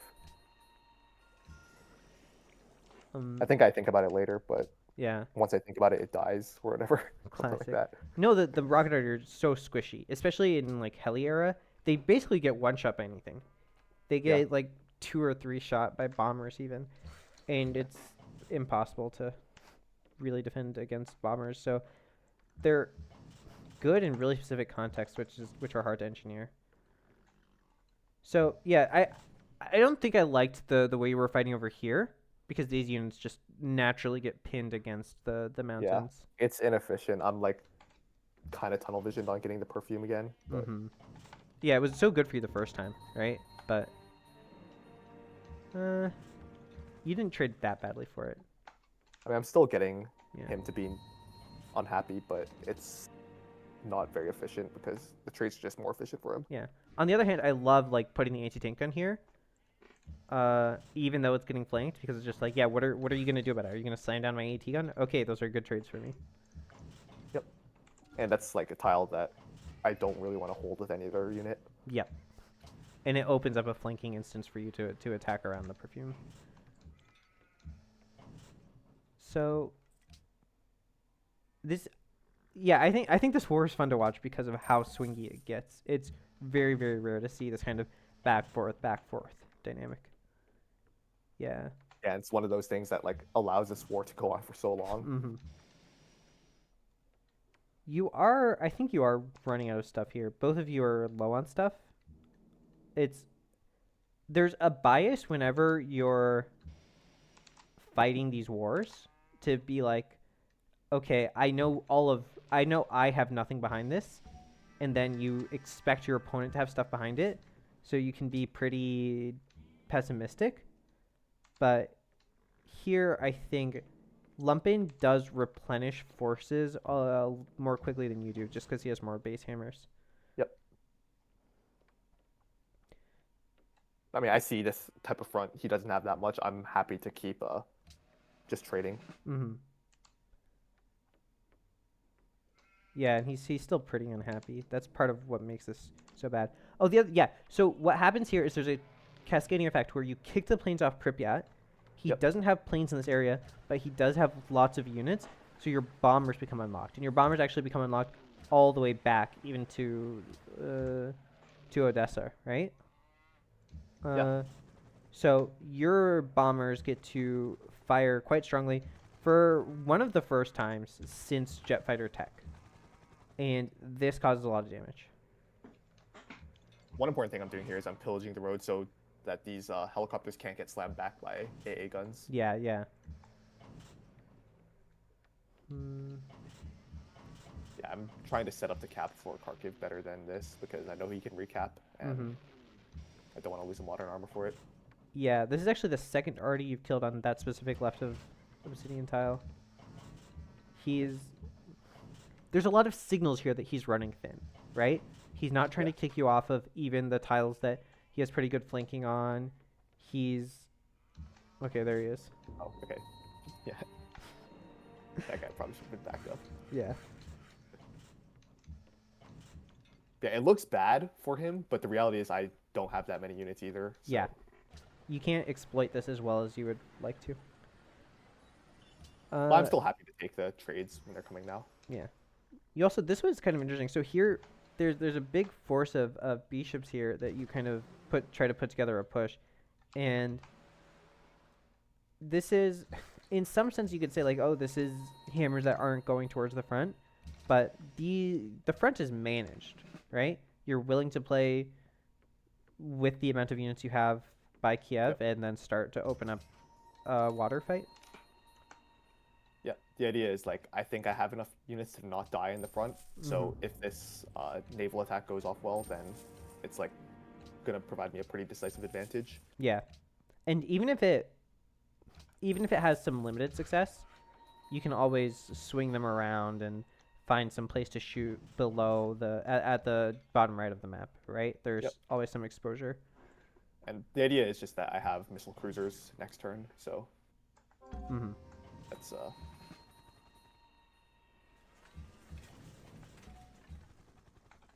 Okay. So this turn you fight over Pripyat pretty hard, I think. So Kharkiv you look at Kharkiv, you don't even have trash left.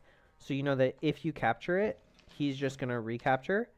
And Kharkiv doesn't have any inherent value on its own, right? The roads around it have value, but you can't control it. So you're not that concerned with the city, right? yeah, I mean it'd be nice, but like don't care that much. Mm-hmm. Care On the more other about hand, so Pripyat. Pripyat has never been captured by you, so it even represents a tech if he has one. And yeah, I think the part of the interaction here is that both of you have spent a lot of time trying to threaten bombers off of the other. Both of your bombers are getting stuck pretty often. I don't even remember if he has bombers or not.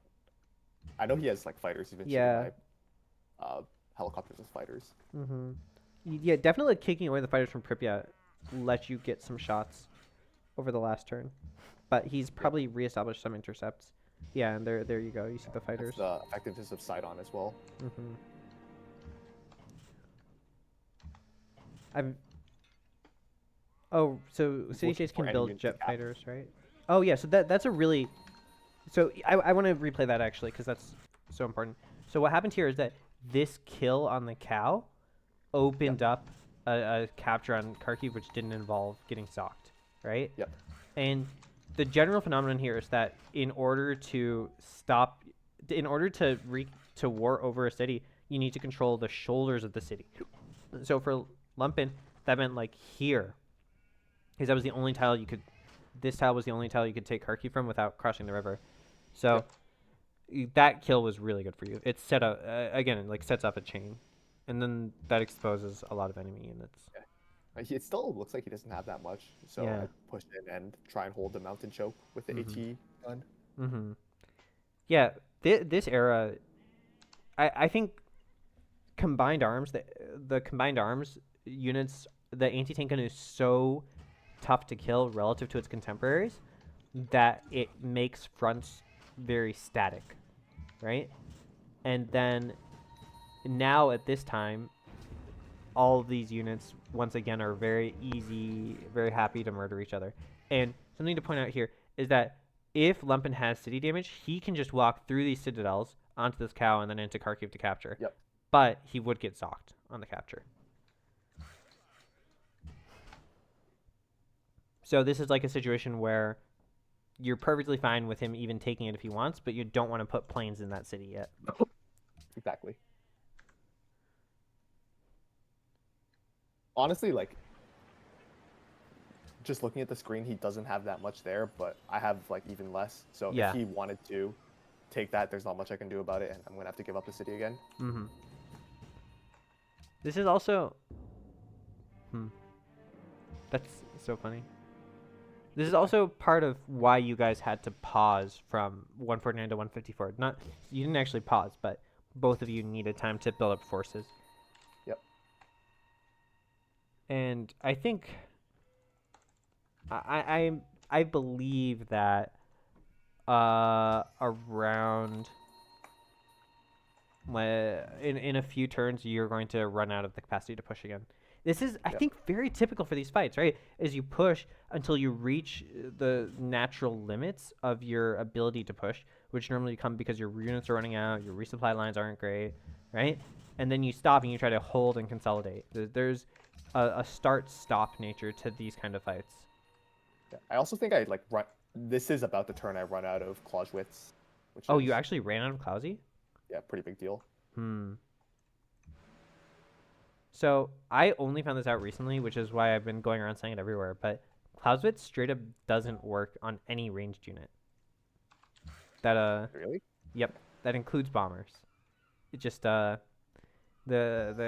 spaghetti for Axis code hit, and it just only works on the only units that you expect to get Klausy on in these fights are like your tanks, your anti-tanks, your mobile SAMs. And obviously, still like relevant. obviously 25% on your tanks is huge. That's a lot of slam. But on the bombers, it doesn't actually do anything. Good to know. I feel like I have what's it called, like, some bias that, like, I feel like my bombers get better when I finish Clausewitz, but Yep. that might also be around when I get military academies up. So Yeah. promo bombers finally. Alright, when does the action continue here? So I think so what I actually have in the notes is that you're pushing hard for Pripyat, and I think I should have some resync. 8 yeah. Let's push forward a bit. Oh god, I missed the whole Pripyat capture chain. I knew it was happening. I just okay, yeah, here we go. So okay. So you just dump bomber shots into Pripyat to I didn't understand what you were getting for this capture so hard. I felt like the way to progress here was just to make rocket arty, right? And part of the phenomenon of the rocket arty is that the rocket arty capture the city so efficiently that they force defenders to expose units to bomber shots. Mhm. Yeah, And looking at this does look very inefficient in the Yeah. sense that like I'm using a lot of my slams, which is costing me value, yeah, and of course bomber shots as well are inefficient to use. mm-hmm. Yeah, I think the one capture looks all right, Mhm. just to like get that city from 15 to 3 pop. yeah, it gets But quartered it because cost it's me not a his lot city to either. go for it. Yeah, and he's been replenishing forces this whole time, so, but it does force him to expose some units to bomber shots. It's not completely wasted, but this I front think, is pretty static. yeah, despite the trades looking good for me the past few turns, like the fact Mhm. that he got or he's making land units in all the cities and I'm making boats in like half of them. So this is like where the army number is going to swing in his favor a lot Mhm. in the next few turns. Yeah. So what's actually happening on screen is what causes the end of the game. Yeah. So people probably don't know this, but you can't propose world IDEO until somebody has researched radio, and you Yep. had just researched radio. I think explicitly to propose this. I don't Right? think I have radio. I think the AI researched Oh my radio. god, that's it. That's terrible. But this World IDEO Freedom, you talk about this a little bit after the game is over, but World IDEO Freedom is absolutely game winning for you.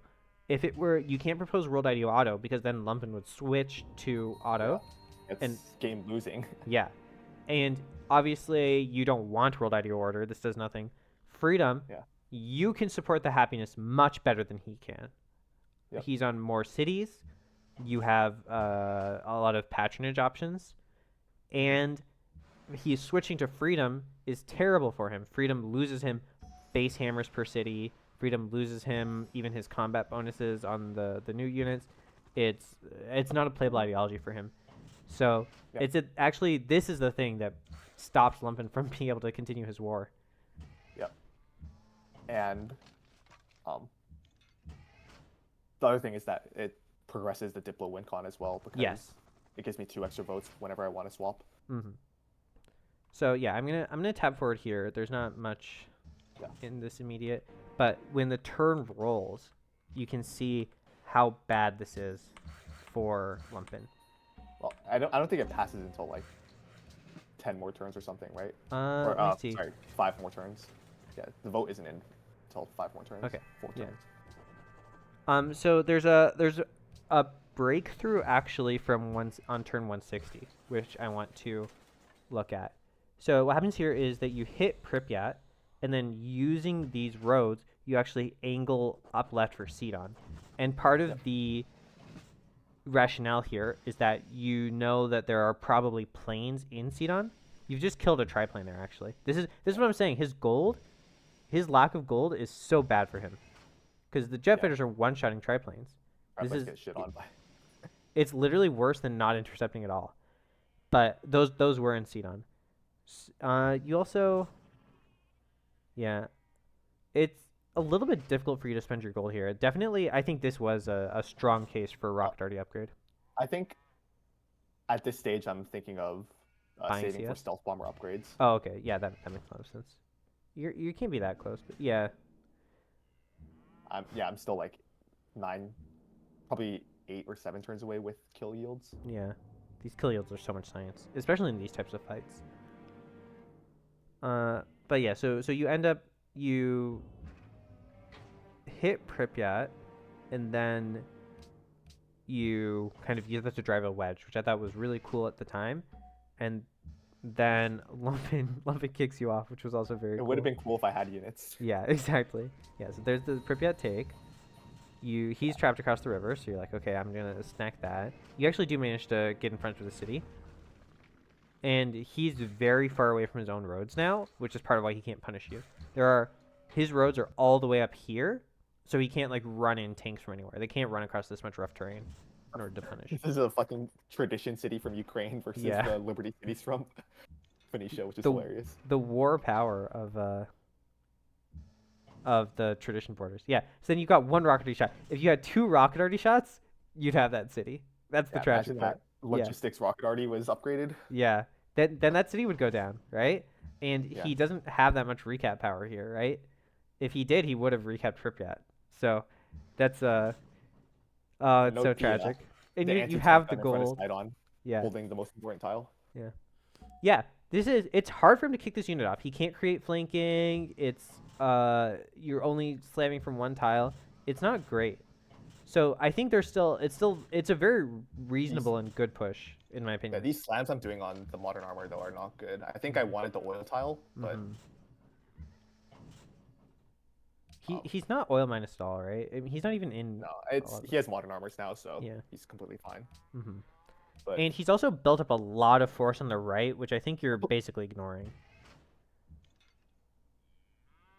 Yeah. Yeah. So I assume you evacuate from Kharkiv now. yeah, Yep. And you Get just don't out. have the power to kick him off.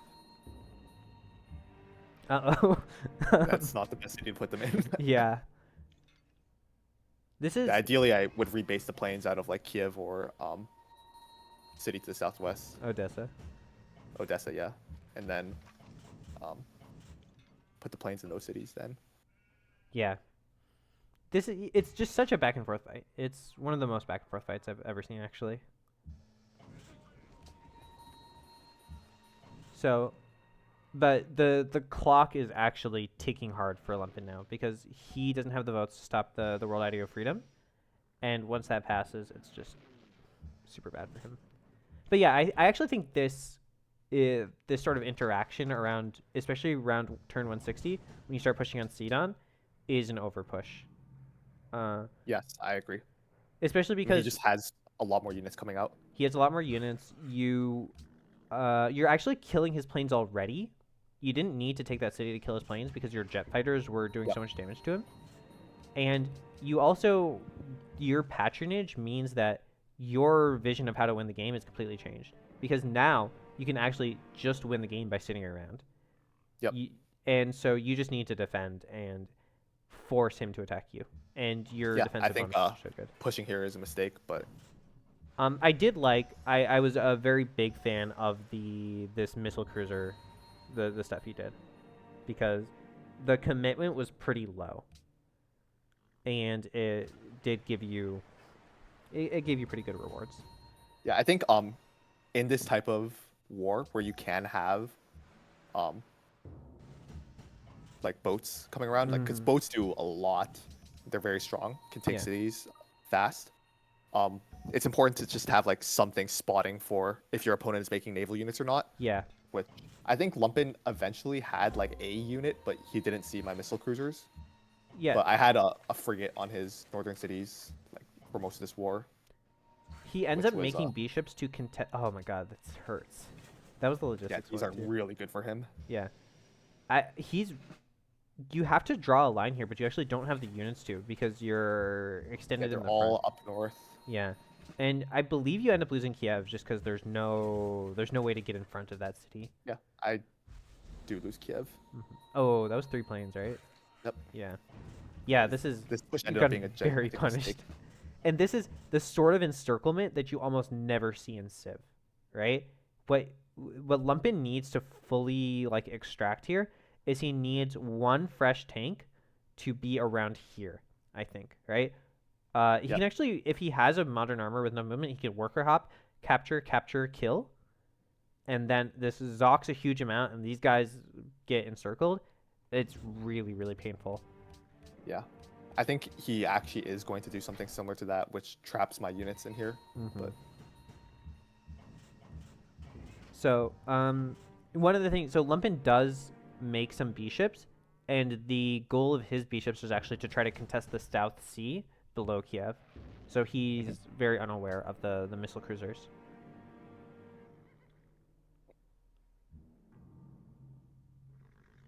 yeah, arguably there should have been more naval fighting going on here. I think both of you were kind of content to land war. Yeah, because to be fair, if you lose the land war, then you lose everything. But Yeah. I think it's also due to the need for plane bases. Carriers are so much worse than land land plane bases. The units in the carriers aren't healing as well. They're if the carrier upgrade. gets sniped, you lose everything, and the carrier is much easier to snipe than the city. I don't enjoy putting my units on those. I can't believe you left the workers here. Having one would be good because I can just put it inside the city, but Yeah, worker take. Oh, okay, so he actually goes south. He can still kill that rocket arty. Yeah. So yeah, this is all for me colored by the strategic picture, which is that you didn't have to push it all. there was no need to get this aggressive.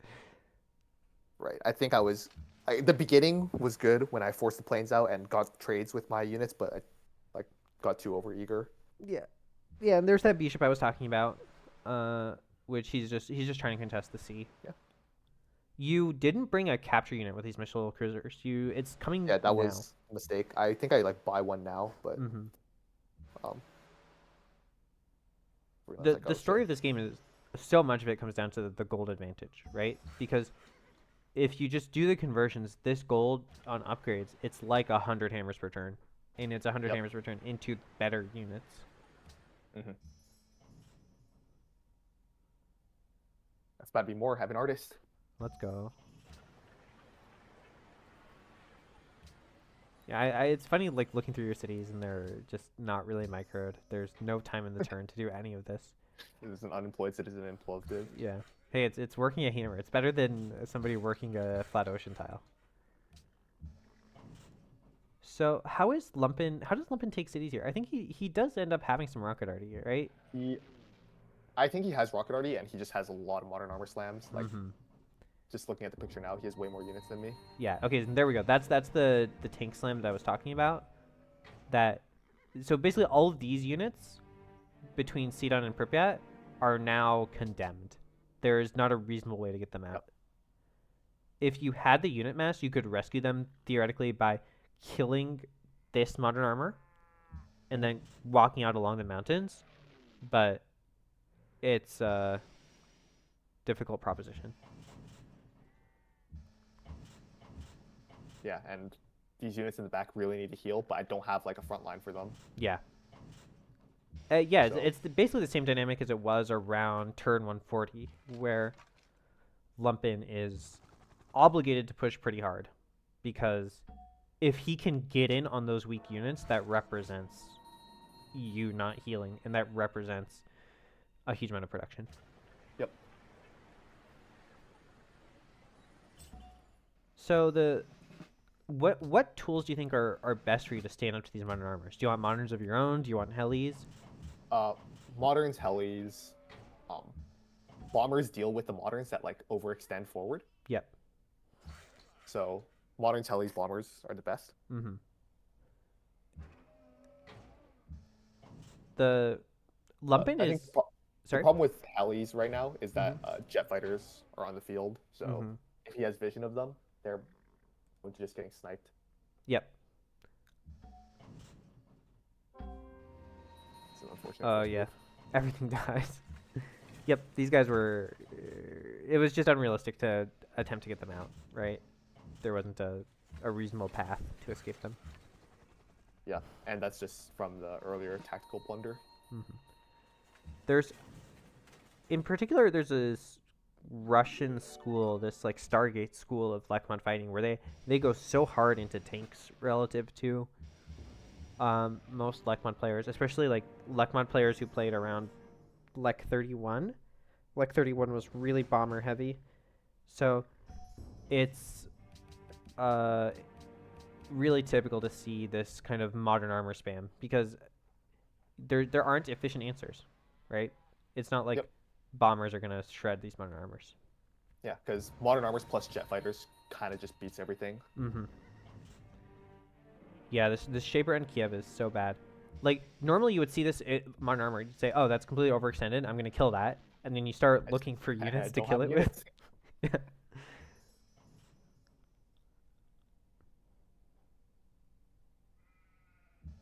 I realized shooting with these bombers and Kiev is not exactly the safest thing. Yeah, this is exactly what we talked a little bit before about Lumpen's vision of winning, and this is what it looks like. It looks like keeping you off balance, forcing your bombers to retreat, forcing you to not heal. This is looking great. When's the vote? 2 turns? Yeah, that's his problem. That's his big ticking clock.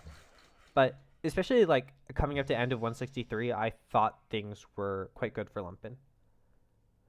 Yeah, but just bigger picture here, it Yeah. looks pretty tough for him to end the game.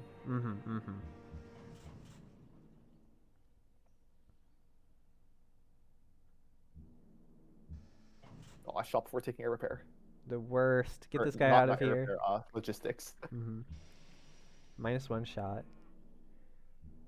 Yeah, these monitors are getting picked off. Yep. Are most of your bombers air repair at this point? I haven't. Yeah. Yeah. So they're healing. So inside this hitty, they're healing. What, like 45 per turn? Is that right? Yeah, the ones in Kiev are. I think I only have the 1 medic unit. No, so it's like 10 healing, then 10 extra from being in your border. Yeah. 10 elite forces, 5 city. Yeah. 35. Those they can just keep shooting for a while. They're the only way for him to deal with these bombers is to either have so many fighters that you can't shoot, or to threaten you off the city. And he does actually manage to threaten you off the city here, right? Yeah, I think I end up losing Kiev. Mm-hmm. I mean, I still have units. Yeah. Yeah, let's tap forward here a little because I think there's not much going on throughout this turn. You can put it on 2x probably. Oh, am I not on 2x? You're on 1x right now. Oh my god. Yeah, let's speed this up a bit. Okay. Yeah. So he's putting this really hard push on Kiev. This is one of his last turns of fighting with the right IDO, right? Yeah, so next turn is his last turn of being able to be order. And you can see it's pretty hard for him to get this city down because the Arty are pinging it for very little. You've built wall castle here, right? I think so.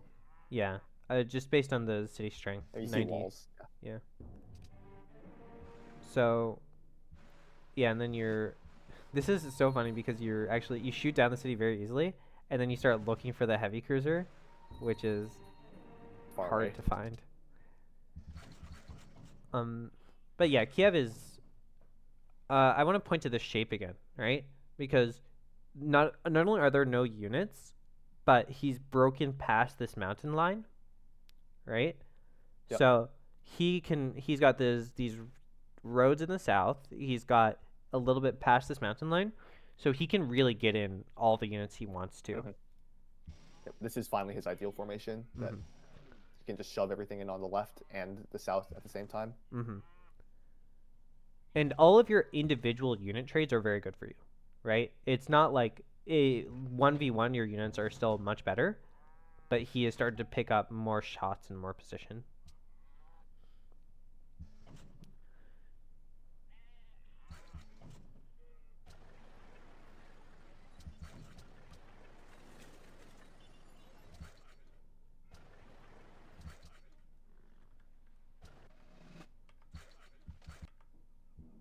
Yeah, so you're just getting your bomber shots. He's shoving in moderns. And then oh wait, I missed the city cap. When did the city get capped?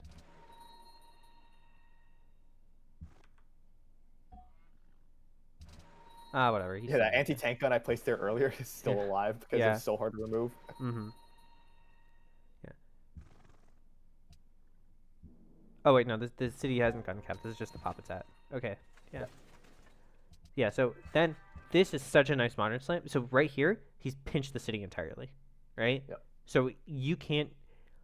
So even though you have this rocket arty for the city damage, every time you take it, he should just be able to retake it. And he's got rocket arty now. Like you can't take it without being soft. So, yeah, I can maybe recap it once, but It was such a bold bomber shot. Yeah. It killed. You saw what it killed. Yeah, right? it killed the general. Yeah. Yeah. So then there's a take, retake. You're just trying to kill tanks with your bombers. Yeah. At this point, I'm like, I just want to live. I have my missile cruisers like killing his production centers, which is huge. Mm-hmm. World Idea Freedom is passing soon, and I have stealth in 4, so I'm like, it's okay. I can lose the cities, Mm-hmm. And but you have to pull out of Odessa, right? If this game continues, you actually do have to draw a completely new defensive line, right? like it's fine to lose Odessa as well, as Mhm. long as I don't lose every Yeah. single plane. But But yeah, he's basically through here. You didn't pillage the roads here? I only see single pillages.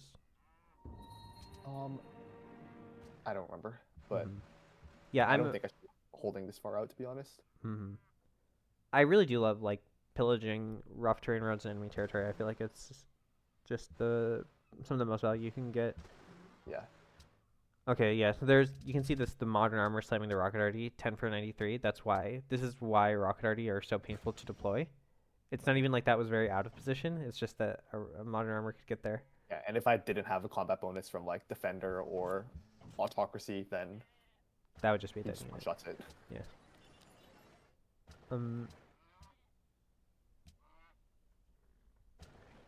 Having bombers for stealth now. Yeah. He has labs. So yeah, so this is even if as long as you get your planes out and as long as you get your stealth upgrade, you can stealth changes things a lot because your stealth are so much better than his, especially with your bombers are pretty highly promoted now. So at that point, it basically turns into the stealth remove all the terrain considerations, right? It's just you have X stealth, you kill X over 3 units per turn, and you're healing off all the damage. So that's literally just what it says. Yep. And throughout the course of this war, I've been using planes more than him, so I know I'm going to have the advantage. So this is the point where it finally happens. The World Idea of Freedom happens. Let's see. Yep. Let's find a unit trade. Just to It's the last demonstrate turn how of the bad game, it I is. remember. Yeah. Nope. Man, you click too fast. Okay, I'm tabbing back and we're gonna get it. Yeah, there we go. So you can see Minus this. 40. Minus 40. That's as low as it goes, by the way. Yep. He could actually be unhappier. So he's at least 20 unhappiness, and his trades are really bad. And not only are his trades bad, his production is getting worse. He's losing production because these cities are definitely going down, and he's getting probably barbarian spawns, which is not a thing you can tolerate in a fight this close. Yeah, especially if like they spawn barb modern armors. Yeah. It's super cringe. That said, his position, if he were happy, is about as good as it's ever been, right? Yep. And this is kind of the cascading effect of you over pushing into like Sidon. I mean, he does look pretty thin Mm-hmm. in the sense that like I don't think he can threaten Odessa that well. It No, he depends on how definitely- much he rocket definitely art he can. has. He It depends on how definitely much can. rocket art he has. Yeah. We're back into snipe potential, right? Yep. But yeah, Odessa's only 70 combat strength, like Yeah. 2 rocket arty shots, and it's 1 HP. Yeah. So I definitely think he can put a reasonable Yeah, threat yeah. on here if he's not You're right. You're right. actively dying. But as long as you get the planes out, that it's not the end of the war for you. Yep. He was up a tech on you, as you were heading to stealth. I don't know what it was. It could have been I think radio. it was radio, Okay. Yeah. because he stole radio off the AI, I believe. Yeah, look at how good those trades are. 15 for 46 with like only a single flank. He's like it's minus 40%. That's the entire bonus of being a tank, basically. Right? It's yeah. You're just shredding him. So yeah, I think this is around when he concedes, right? It's Yeah, I think it's the last turn of the game. So I definitely think that this World Idea of Freedom was really impactful. But Yep. So for me, the important things to think about with respect to this game is first of all the importance of the good unit interactions. especially when things are going well for Lumpen, it's because the right units are fighting for him. Yep. Right? And then when things are going well for you, it's when you have the right sort of unit trades. And a lot of this is coming about on defense, right? When you're on defense, you get to pick when to fight, and you get to pick what type of unit is fighting what. Yep. Um, Specifically, the roads. yeah. The big Citadel wars also influenced this road control. We saw, I think, 2 big Citadel wars. One, or was it even 3? There was definitely, yeah, there was like a Kharkiv-Duisburg fight. There was a Kharkiv-Kiev fight, and there was one even south of Kiev for road control. And all of those fights were very impactful because it just unlocked a lot of shots that otherwise wouldn't have existed. Yep. And also the value of the big goal difference that occurred between you two. Yes. You got to abuse your tech up on him because you had so much more gold. You had the spare gold to upgrade missile cruisers, right? Meanwhile, Lumpen is fighting with triplanes. So that's entirely a sim difference. I think sort of on a like strategic level, I think he did outfight you. There were a lot of turns where he's just getting better unit trades because he's choosing not to fight in a particular area, despite the fact that I think you were pushing at about the same rate, right? Mhm. But I mean, I think both of you fought really well. I'm not saying like you fought badly. I think there are a lot of interactions here which would completely go over some people's heads. But that's part of what makes it such a good fight, right? You don't Yeah. get these things paying off very often. And like fighting these types of wars is like super like helpful in actually learning because Yeah. that's how like this game I learned like how effective these anti-tank gun slams could be, as well as just how to better utilize unit comp. Yeah, then that's the other thing is really I think the other takeaway that's super big for me is the how to use the anti-tank guns properly. I think they're really hard to use as defensive units. Because somebody who's attacking you can just choose to attack somewhere else, right? Yep. They're very static. They have to be slamming in order to be doing anything. Yep. Oh, look at this bug, by the way. Or not bug, but like Yeah, the teleport from the ship. I don't know why it only happens to boats. this is so annoying. Yeah. I mean, this game is just... this game is complete spaghetti. I don't know what to say. Okay, Nytesdawn and I. Yeah. Well played. GG. So, I want to... There should be a damage shield graph coming up, which is the most important graph in the game.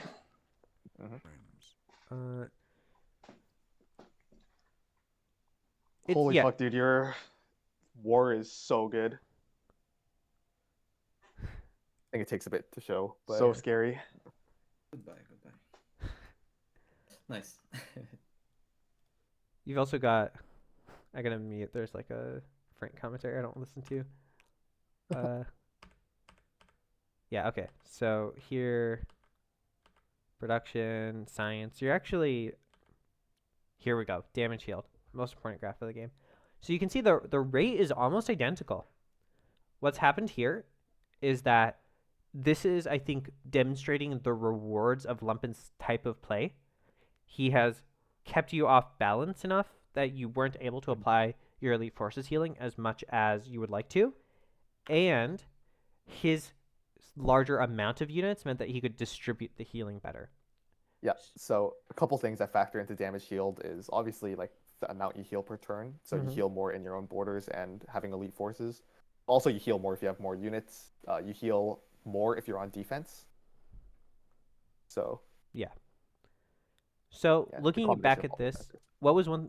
Is there anything you think you did particularly well? Like you think, yeah, I locked it in there. I think the defensive lines I was holding around Kiev were probably the best part of this war because I did have like a significant unit disadvantage, and just being able to hold that and just get the most out of my units was really good. I think my use of helicopters was very nice. I think honestly repair would have been nice, but I do think I needed the logistics here just to be able to remove as many units as I could per turn. Mm-hmm. I think it's hard to play this kind of retreat game with helis against as many fighters as Lumpen had. Yeah. And like you said, the key is just connecting the right units on the right units. Mhm. So using helicopters to remove the tanks, the Mhm. tanks to remove the AA guns. That kind of warfare can only be enabled by holding a proper defensive line and controlling the right tiles, having the roads up. Yeah, I think standing on the right tiles is incredibly important. The other thing I want to point out to anybody who's watching is how difficult it becomes to use the units when they're not on their own roads. Every time one of you pushed far out of your borders, those units got isolated and destroyed. Yep. And this is, of course, this happens the worst in this kind of seat on Pripyat encirclement, which Yes. is really devastating.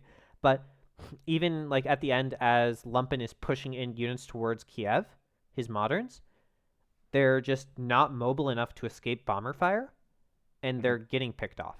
He's getting out-traded there. There's a huge defensive bonus when you're fighting with like bombers and helicopters that can just like pick off these units that come into your territory and then retreat to escape harm's way. Yeah, and this is why it's so important that both of you had high general access, right? If one of you could citadel freely, then the one who could would just push in constantly, right, along their own roads. And if neither of you could, then I don't know if either of you would really push until stealth. Yeah. And if he had a big general advantage, the thing he could do is just like general into my city with like 6 planes in it, fire at it with a bunch of rocket arties, and then I have to instantly rebase all my planes, can't use any of those shots. And just controlling the planes in general by threatening to take cities is super important. So yeah, if the planes are left unchecked, they will destroy every unit that they see. So yeah, threatening the city capture with the planes in them is super important. And he did that. I did that at various points of the war. This is also part of, there was, I think, around a year and a half, 2 years ago, radar planes lost to range, and it created situations like this much more often where your planes are in retreat. They can't be as useful. Hold on, if you want to rewind a bit, I was showing like the gold spent on buys and gold spent on upgrades graph, which just shows like how many hammers. Yeah. Was it after damage shield? I know you click gold spent after on damage shield. Yeah. It's So like right here. So gold spent upgrades. Yeah, this is. So what's the difference here? It's about 10,000 gold. Yeah, like 9,000 gold difference. Yeah. So that's like 5,000 hammers. That's just you're getting from your upgrades. Yep. And then the buys is also, the conversion here is a little bit worse. It's gonna be like 1 to 3 with the auto purchasing policy. I think that's about right. Your gold is turned into about 8,000 to 10,000 hammers over Lumpen. Yeah. And so if we count the production advantage you have over me, which is about like 400 hammers, or per not turn. 400, like 6. I would say like average 500 hammers per turn. And that war was about like 40 turns long. So he made 20,000 extra hammers than me, just based on production. Yep. And the gold we said was like how much? 15,000. I want to say I think between 8 and 10,000. If you 10,000. So yeah. So it mitigates a lot of his production advantages, especially because your units are higher quality. Yeah, you can see also like the trades here that your higher quality units are killing more of his, but again, you're not healing more than he is, right? Yeah, and I think he was better at saving units, and just having more units also heals more. Yeah, and also he's getting heal promos that you aren't. Oh, does that damage healed count heal promos as well? I'm pretty sure. That's pretty cool. Yeah, I mean, I just went in and said, every time damage changes and it's positive, you should start counting it. So makes sense. Yeah, but yeah, I think this is a good retrospective. I mean, this was a really big fight. this was 4 hours long. This is where you start. It's like no, this Yeah. is it's, man. This is where I think I clicking the declare war button right now, right? Yeah, there you go. Great clicks. I'm the best. Um, yeah. Oh, one last thing now that I'm looking at this is also Lumpen's use of trash units. That Yeah. despite his inability to upgrade a lot of these, he was using trash units to bait your shots so that he could counterattack, using Dude, trash these- units to capture cities so that the value of your recap wasn't as good. There's a lot of really good stuff there. Yeah, these covered Gadrots are like unkillable unless without tanks. Yeah. Tanks are the only thing that could actually efficiently deal with them, which is funny. Yeah. Okay. I think, is there anything else we want to talk about? I think this has been pretty exhaustive. I don't know, unless you want to like discuss what we're gonna talk about like in the future. Yeah. Series. So I have, here's a slide. I'll pull a slide up. So, one second. I want to get it proper so I can, whatever. So the things I want to talk about in the, sort of in this future area, I want to talk about, this is the outline I have right now. Mhm. So things I want to talk about with you particularly is I want to talk about things like what is total army strength? How am I improving total army strength? Yep. Right? I think these two, especially what I would want to, I hope that the way this works out is that I'm releasing this, talking about this particular war around the time that I'm talking about principles of modern atomic war. Okay. And then this concavity and terrain is also really important. Yep. And this is, again, the sort of thing that you need to, like, drawing the correct defensive line is a really difficult skill for somebody who doesn't have that much experience. And there was a Right. lot of examples of that here. Okay. Right. Yeah. So, thanks for coming on. All right. Yeah, of course.